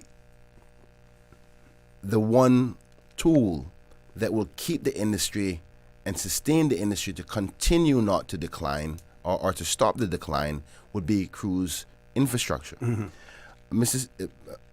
I was just going to call you Mr. Speaker. Mr. Corner. Not yet. You got to wait until after after election. Mr. Corner, this is not about increasing cruise passengers. This is just about maintaining what we have. The government has done a report by the Economics and Statistics Office that suggests a 5.2 annual decline over the coming years. And I don't think that the country can afford that. I think it's important to say, though, that again, just like the other three topics, the government, and it seems to be all those who are putting themselves forward, are prepared to respect the people's will. Yes or no. And that's healthy democracy. So I'm very happy to hear that. But we have to be guided by the people, whether it's yes or no, as to what the government's plans need to be moving forward. For example, how do I develop a national tourism plan without knowing what our approach will be in respect to cruise when the projections are a continued decline? So the only plan that you can have is a plan for failure. And that's a plan to say, well, if people lose their jobs or business shut down, what are we going to do to help those persons? And people don't necessarily plan for fallout, they plan for success. So regardless of what the answer is, we need to know. Because if the answer is yes, we both know that the government, and any government for that fact, will not just bill a pair tomorrow. They will go off, do the necessary research, understand the carrying capacity of the country, what is best suited for us, what can be financially feasible for the people of the Cayman Islands in order for that infrastructure. And this gives me an opportunity to actually talk about something which is unfortunately being miseducated for the public. Okay. I think there is a sentiment that this would cost the country $400 million. And then magically the government has to find $400 million. I think that's irresponsible education, as what they would call, but that's not the facts. Matter of fact, there's no financial model that has been created. Because if the people say yes, the government will have to go out and find a financial model, find and ensure that there's an environmental impact assessment done to ensure minimal, if none at all, if possible, effects on building a pier. But the fact that they're suggesting that there's $400 million is just misinforming the public. The truth is, all models that were ever created in the past, and I think would most likely be as well as in the future, would use the fee that is currently being given to the tour operators. The tour operators' fee per passenger right now is $5.25 per passenger. Now, when we had 2 million passengers per year, the tender company was making over $10 million a year. And it is important to know that the tender company and its CEO is also the spouse of the major association that is against the port, the CPR. And I think it's unfair for the country not to know that there could be a potential let me not do inference, but bias in respect to their position. So to get to the financial standpoint of what the cost would be, the government can easily say, no, we will not pay you any money. You can collect that $5.25 that we're paying to the tender company. You can collect it, whoever develops the pier, and you can collect it for a certain amount of years to pay yourself back off for what it costs to build a pier. And the Cayman Islands people didn't come up with any money because it's for you to bring enough passengers for you to recoup your own cost. So there could be no cost to the Cayman Islands people. But to suggest that the government will have to come up with $400 million, even if a project was to cost $400 million, who pays for it? It's a totally different question. Now, I'm saying that we have revenue that's coming in that doesn't go to core government, that goes to another company. All we're saying is we're going to transfer it from that company to a company that builds it up to a certain period of time. And after that period of time is passed, then it goes to core government. Mm-hmm. So now that company that you would be transferring it from, will they be compensated in any way? How do you try to make them whole? Well, you know, if you're taking revenue from a company, if it's a private entity, right? Mm-hmm. You're affecting the owners of that company. You're affecting the employees of that company. Correct. That you could possibly be accused of pulling the rug from under them. Correct. What type of compensation would they be in line or would they still be able to service certain vessels? Correct. Now we're talking. So very, very good point. So in my belief that it's going to take some time, probably no earlier than 10 years before all small ships are going to be retired. Could be even a little bit longer, because they'll always have smaller ships with the 1,500, 1,200 passengers, even as far as low as 800. But there's not enough of them within our region to service the industry size that we have. And they don't stop in the Cayman Islands often enough. So we always deal with the middle size and the larger, and now the mega class, which are not stopping in the Cayman Islands. So I know that even if we were to build a pier, and just one pier, and you had two big ships alongside that, it would only be the fee for those passengers coming off the ship that would go to the builders of the pier. If there's other ships that still are anchoring, that are smaller vessels that need to be tendered, that tender company can still make the money from that. I think over time, you eventually will see that no ships will tender. That's my humble opinion. And the ones that would potentially tender are going to be too small to even give enough service. It probably give you 2% of the industry passengers over a whole year period, if not less. So we saw the projections and the potential train that is coming that will negatively affect job creation, businesses, also our local attractions like Turtle Farm, Pedro St. James, that will lose out on revenue. I had some interesting points that are negatives of what will happen to Turtle Farm if the cruise industry continues to decline. Potential reduce in salaries for all employees, reduced headcount may lead to departures or potential closure of the Turtle Farm, a significant negative impact on tourism industry in the Cayman Islands, a decrease on the possibility of Cayman losing its status as the favorite destination. The Cayman Islands Turtle Center could also risk losing its recognition as a leading conservation green sea turtles globally, which will hinder the future donations that support the positive impact on the center. Now, even though we consume turtle meat, this conservation center is probably one of the most important centers in this whole region. We help populate the Caribbean or repopulate the Caribbean based on this center. People have tried to duplicate what we've done, but not many people have been able to do so. The fact that we would lose $7.5 million per year potentially if we continue to lose the cruise industry in port revenues that we use to build and pay our salaries for our people, that we use to build equipment for upgrading the port and cargo facilities. There's so many other knock-on effects because a lot of people don't always think about, they only think in isolation because there's this magic number of 3,000 people who are directly involved in cruise tourism. Now, there are people who are indirectly involved in cruise tourism and sometimes may not even realize. So, a tour bus operator that services the cruise industry, that's a direct benefit. But that tour bus operator has to buy the gas from a gas station. Now, you don't think that the gas station is in cruise business, but they're in cruise business, they just don't know it.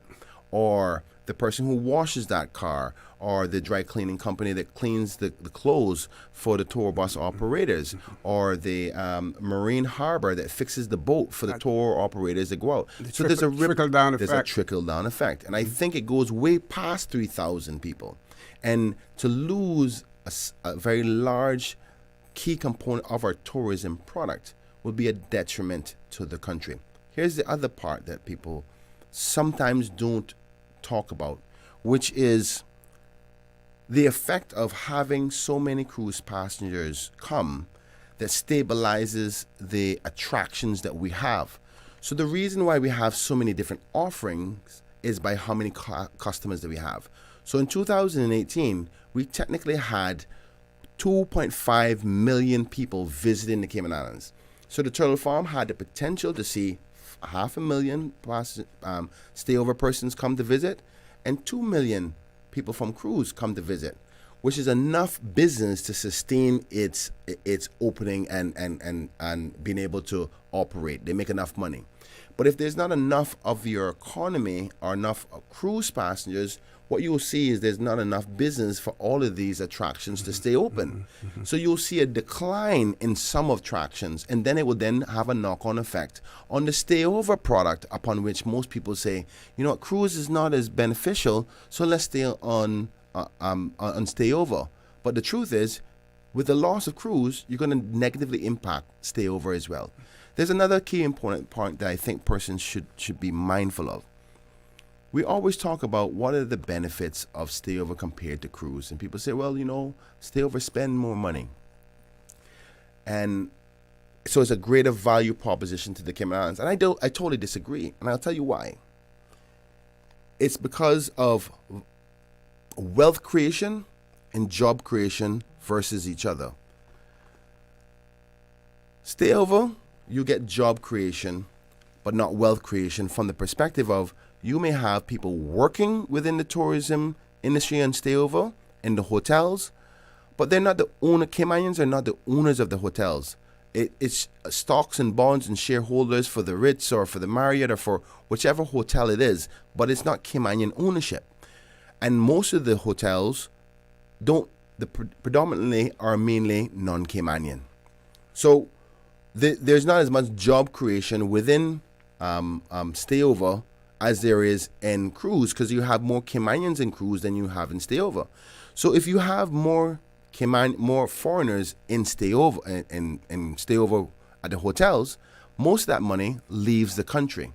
So you have the effect of the people who are on work permit actually sending the money out of the country, as opposed to a Caymanian who stays in cruise, who's spending the money and keeping the money in our banks and investing here. The other part is within hotel, very seldom, you'll find somebody going to the hotel or working within stayover and become a millionaire working at a hotel. But you can definitely become a wealthy Caymanian by going into cruise, because that's where more small business owners are within the cruise tourism product. Now, also less money going outside of the country. So I say that cruise industry creates more wealth opportunities for Caymanians as opposed to stayover that just gives you a job opportunity. Now, granted, it's a great job, particularly in high season, you can make $22 an hour. But that boat operator can make $2,000 a day by a young entrepreneur within cruise. That's why I say cruise tourism is more valuable to the Cayman context than stay over. Now, they may spend more, but who's making the money in stay over? How would you make up the loss of, if cruise tourism were to be eliminated altogether, we were to lose it altogether, how would you be able to compensate for that in terms of job loss, in terms of revenue loss? Honestly speaking, I don't know. Hence the reason for the question. Because if the people say that they don't want cruise infrastructure and the data is telling us, then fine, the Cayman Islands has the right to choose not to go down this road. That's your democratic right. And the elected arm must respect the people's will. So if majority of the people say no, then that's what it's going to be. And then the next administration needs to now start planning for what that fallout will be like, how many jobs we're going to need to find, where the loss of revenue, what we're going to do with that loss of revenue, how are we going to sustain Turtle Farm to keep it open with a loss of up to $7 million per year, how are we going to sustain the attractions for the stayover. We have a lot of thinking to do. And before it gets too late, because the numbers are projected to get slowly decline every year moving forward. So we need to know what the people's position is before the train hits. So we're planning for that train to come. It's either one, you build a rail so to misdirect that train to go a different direction by building a pier, or prepare for the train to hit you and brace yourself. So I can't tell you what that amount is going to be, but I know it's going to be a substantial amount. Have those entities who are opposed to any pier infrastructure, have they offered any alternatives that you know of?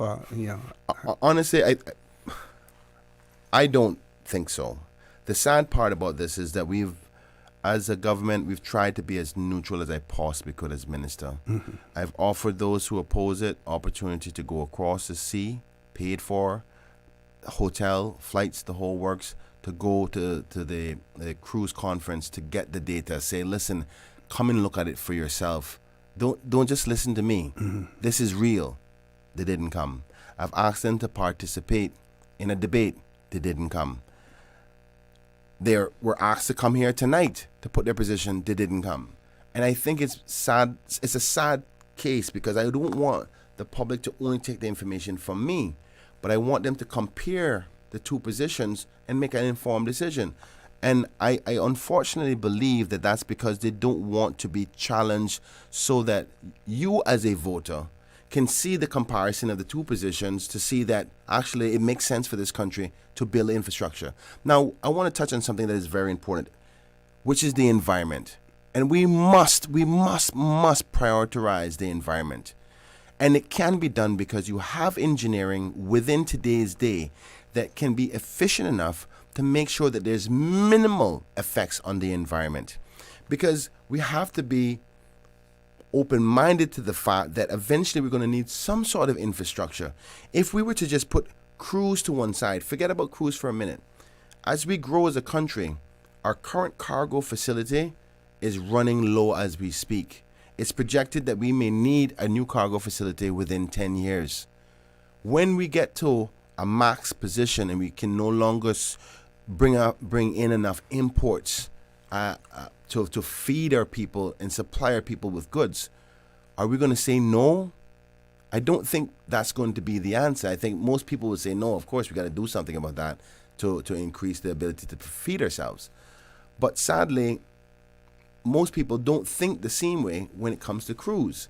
But if your situation is environmental, which I support and I respect, and I'm so happy that so many people are protecting the environment, but there is a reasonable sacrifice line upon which the government can be committed to finding the best possible solution and make entities like CPR or Sustainability Cayman be a part of the committee that selects the best model possible. But we can't say that we cannot have the infrastructure, because without the infrastructure, the industry will fail. It's like having no wheels on your car and expect to drive. And that's what this question is about. It's about, do you want to stay in the cruise industry or not anymore? Because if you don't build it, all indications suggest there will be a slow but steady decline. And one day it will get to a point where it's going to be so damaging, there's going to be some negative effects on many Caymanians' lives, business, and livelihoods. Okay, on the positive side of things, then this person says that if the final total vote is yes, right? I guess if the yes vote dominates, right? If the yes answer would allow the port to be built in town, or will other sites be considered? I think the people want other sites to be considered. I'm just going to give you my personal view. I think that the government is going to be obligated to do the research on where is the best site necessary. I think they should be. If I am Minister of Tourism again and I'm a part of the government that has a yes referendum outcome, I think we should do a carrying capacity right away. Because the last project proposed was with 2 piers. I don't think, my personal opinion, without the data yet, is that we only need 1. Because that one can bring in 2 big ships alongside each side of that pier, enough to service the industry that we have. This is not about increasing the industry. Until we do a better management plan of our country, I don't think we should be trying to increase. I think we should try to do is maintain a comfortable level. And if we want to increase in the future, when we can have better planning, better roads, better infrastructure, better development of housing, then we can consider that if there's room for it. But what this is about is just maintaining what we currently have. So I believe that the stakeholders can be involved in what kind of plan it should be, where it should be, the environmental impacts of it. But I personally think that the current location offers the best options from a number of reasons. One, any other territory that you use to build a pier will be virgin territory in respect to any infrastructure that you put. We already know that downtown has some damage. What the capacity is of that damage, I'm not aware. But I know it's more than 1%, as opposed to a place that is solely virgin. The other part that is important is that many Caymanians, their investments have been in Central Georgetown. If it's not the pier that's going to give opportunities for revitalization, what will? So this is not only about the cruise industry, but also Georgetown Central and its intention to compete with places like Cayman Bay. That's why our town is dead at night now. The options can be opened up, and it's not at the risk of the environment, and it's not at the risk of cost, because we can mitigate those things. One of the things that were said was concern, and it's slowly gone away, but nobody's talking about it. You remember at first it was, we're going to lose 7 Mile Beach. But yet, we're losing 7 Mile Beach regardless, and we never did build a dock.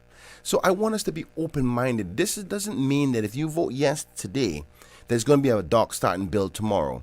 What it means is you give the authority to the government of the day to go out and do the necessary research with what is the best option, the best cost, and the best location, and a carrying capacity, so it doesn't overwhelm everybody. That's what you're giving them an opportunity to do. So a yes vote doesn't give the government carte blanche to do whatever it exactly wants. Because they still have to go through a series of steps of public consultation.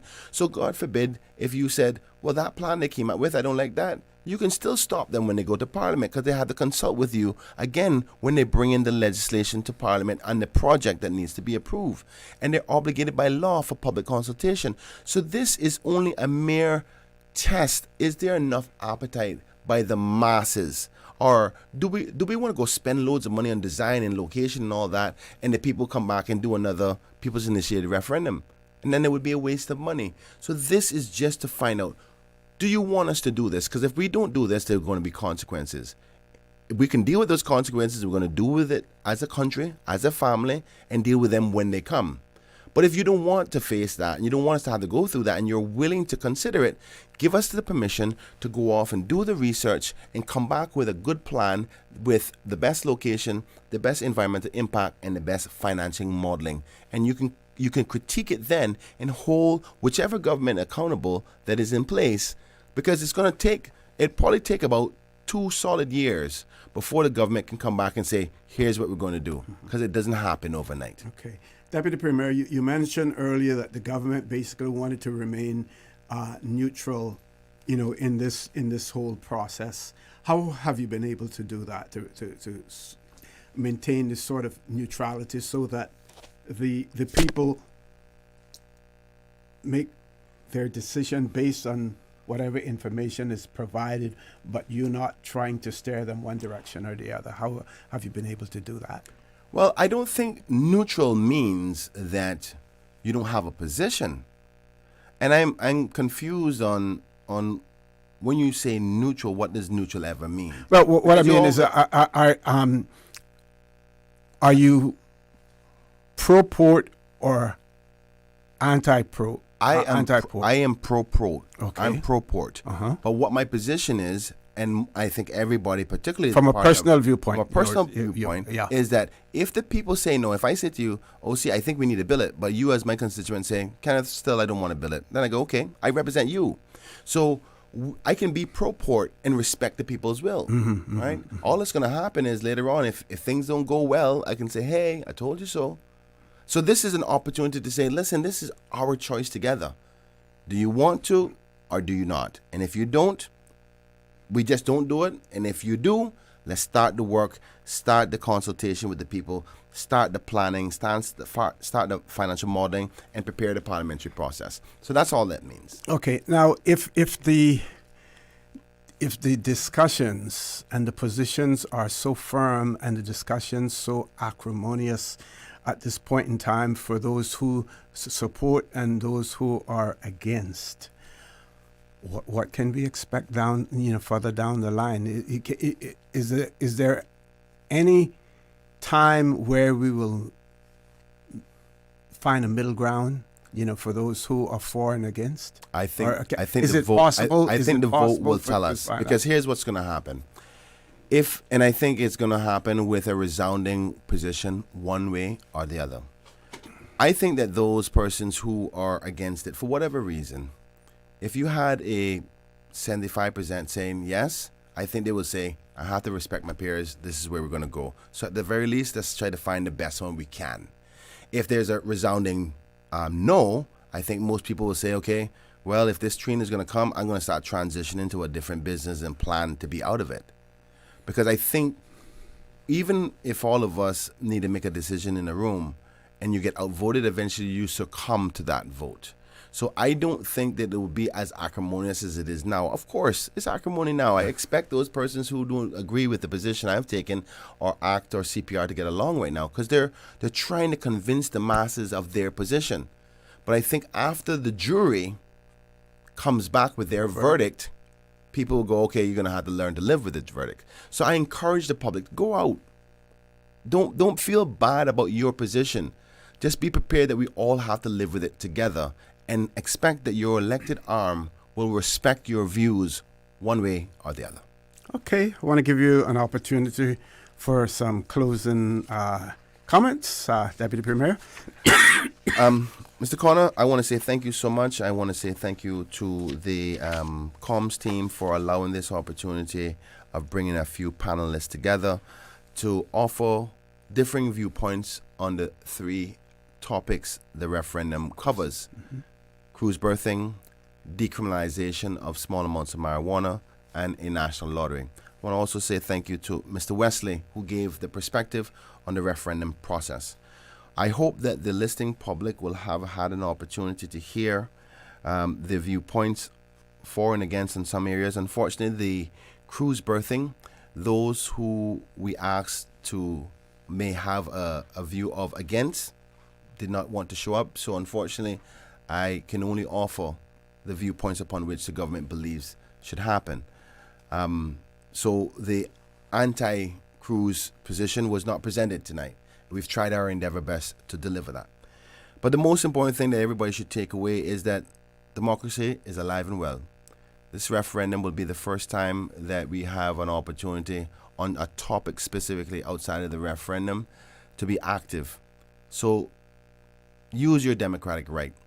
And remember, as Mr. Wesley said, you don't have to vote on all of them. You can vote on one, vote on two, you can vote on three, you can vote on none. You can just go vote for your candidate. And in some cases, you don't need to vote for a candidate, period. You can just vote for the questions. So any options. Any option is there for you. We just want you to be a part of the democratic process because we represent you.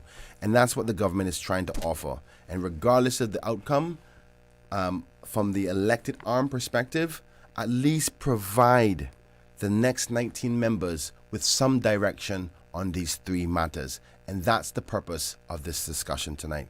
OC, I want to say thank you so much. I hope that people feel informed and to share this video with everybody else who will have to make that decision on April 30th. Okay, and I want to thank our panelists, Pastor Alston, also Mr. Wesley Howell, like you mentioned earlier. I want to make sure that I get her name right again.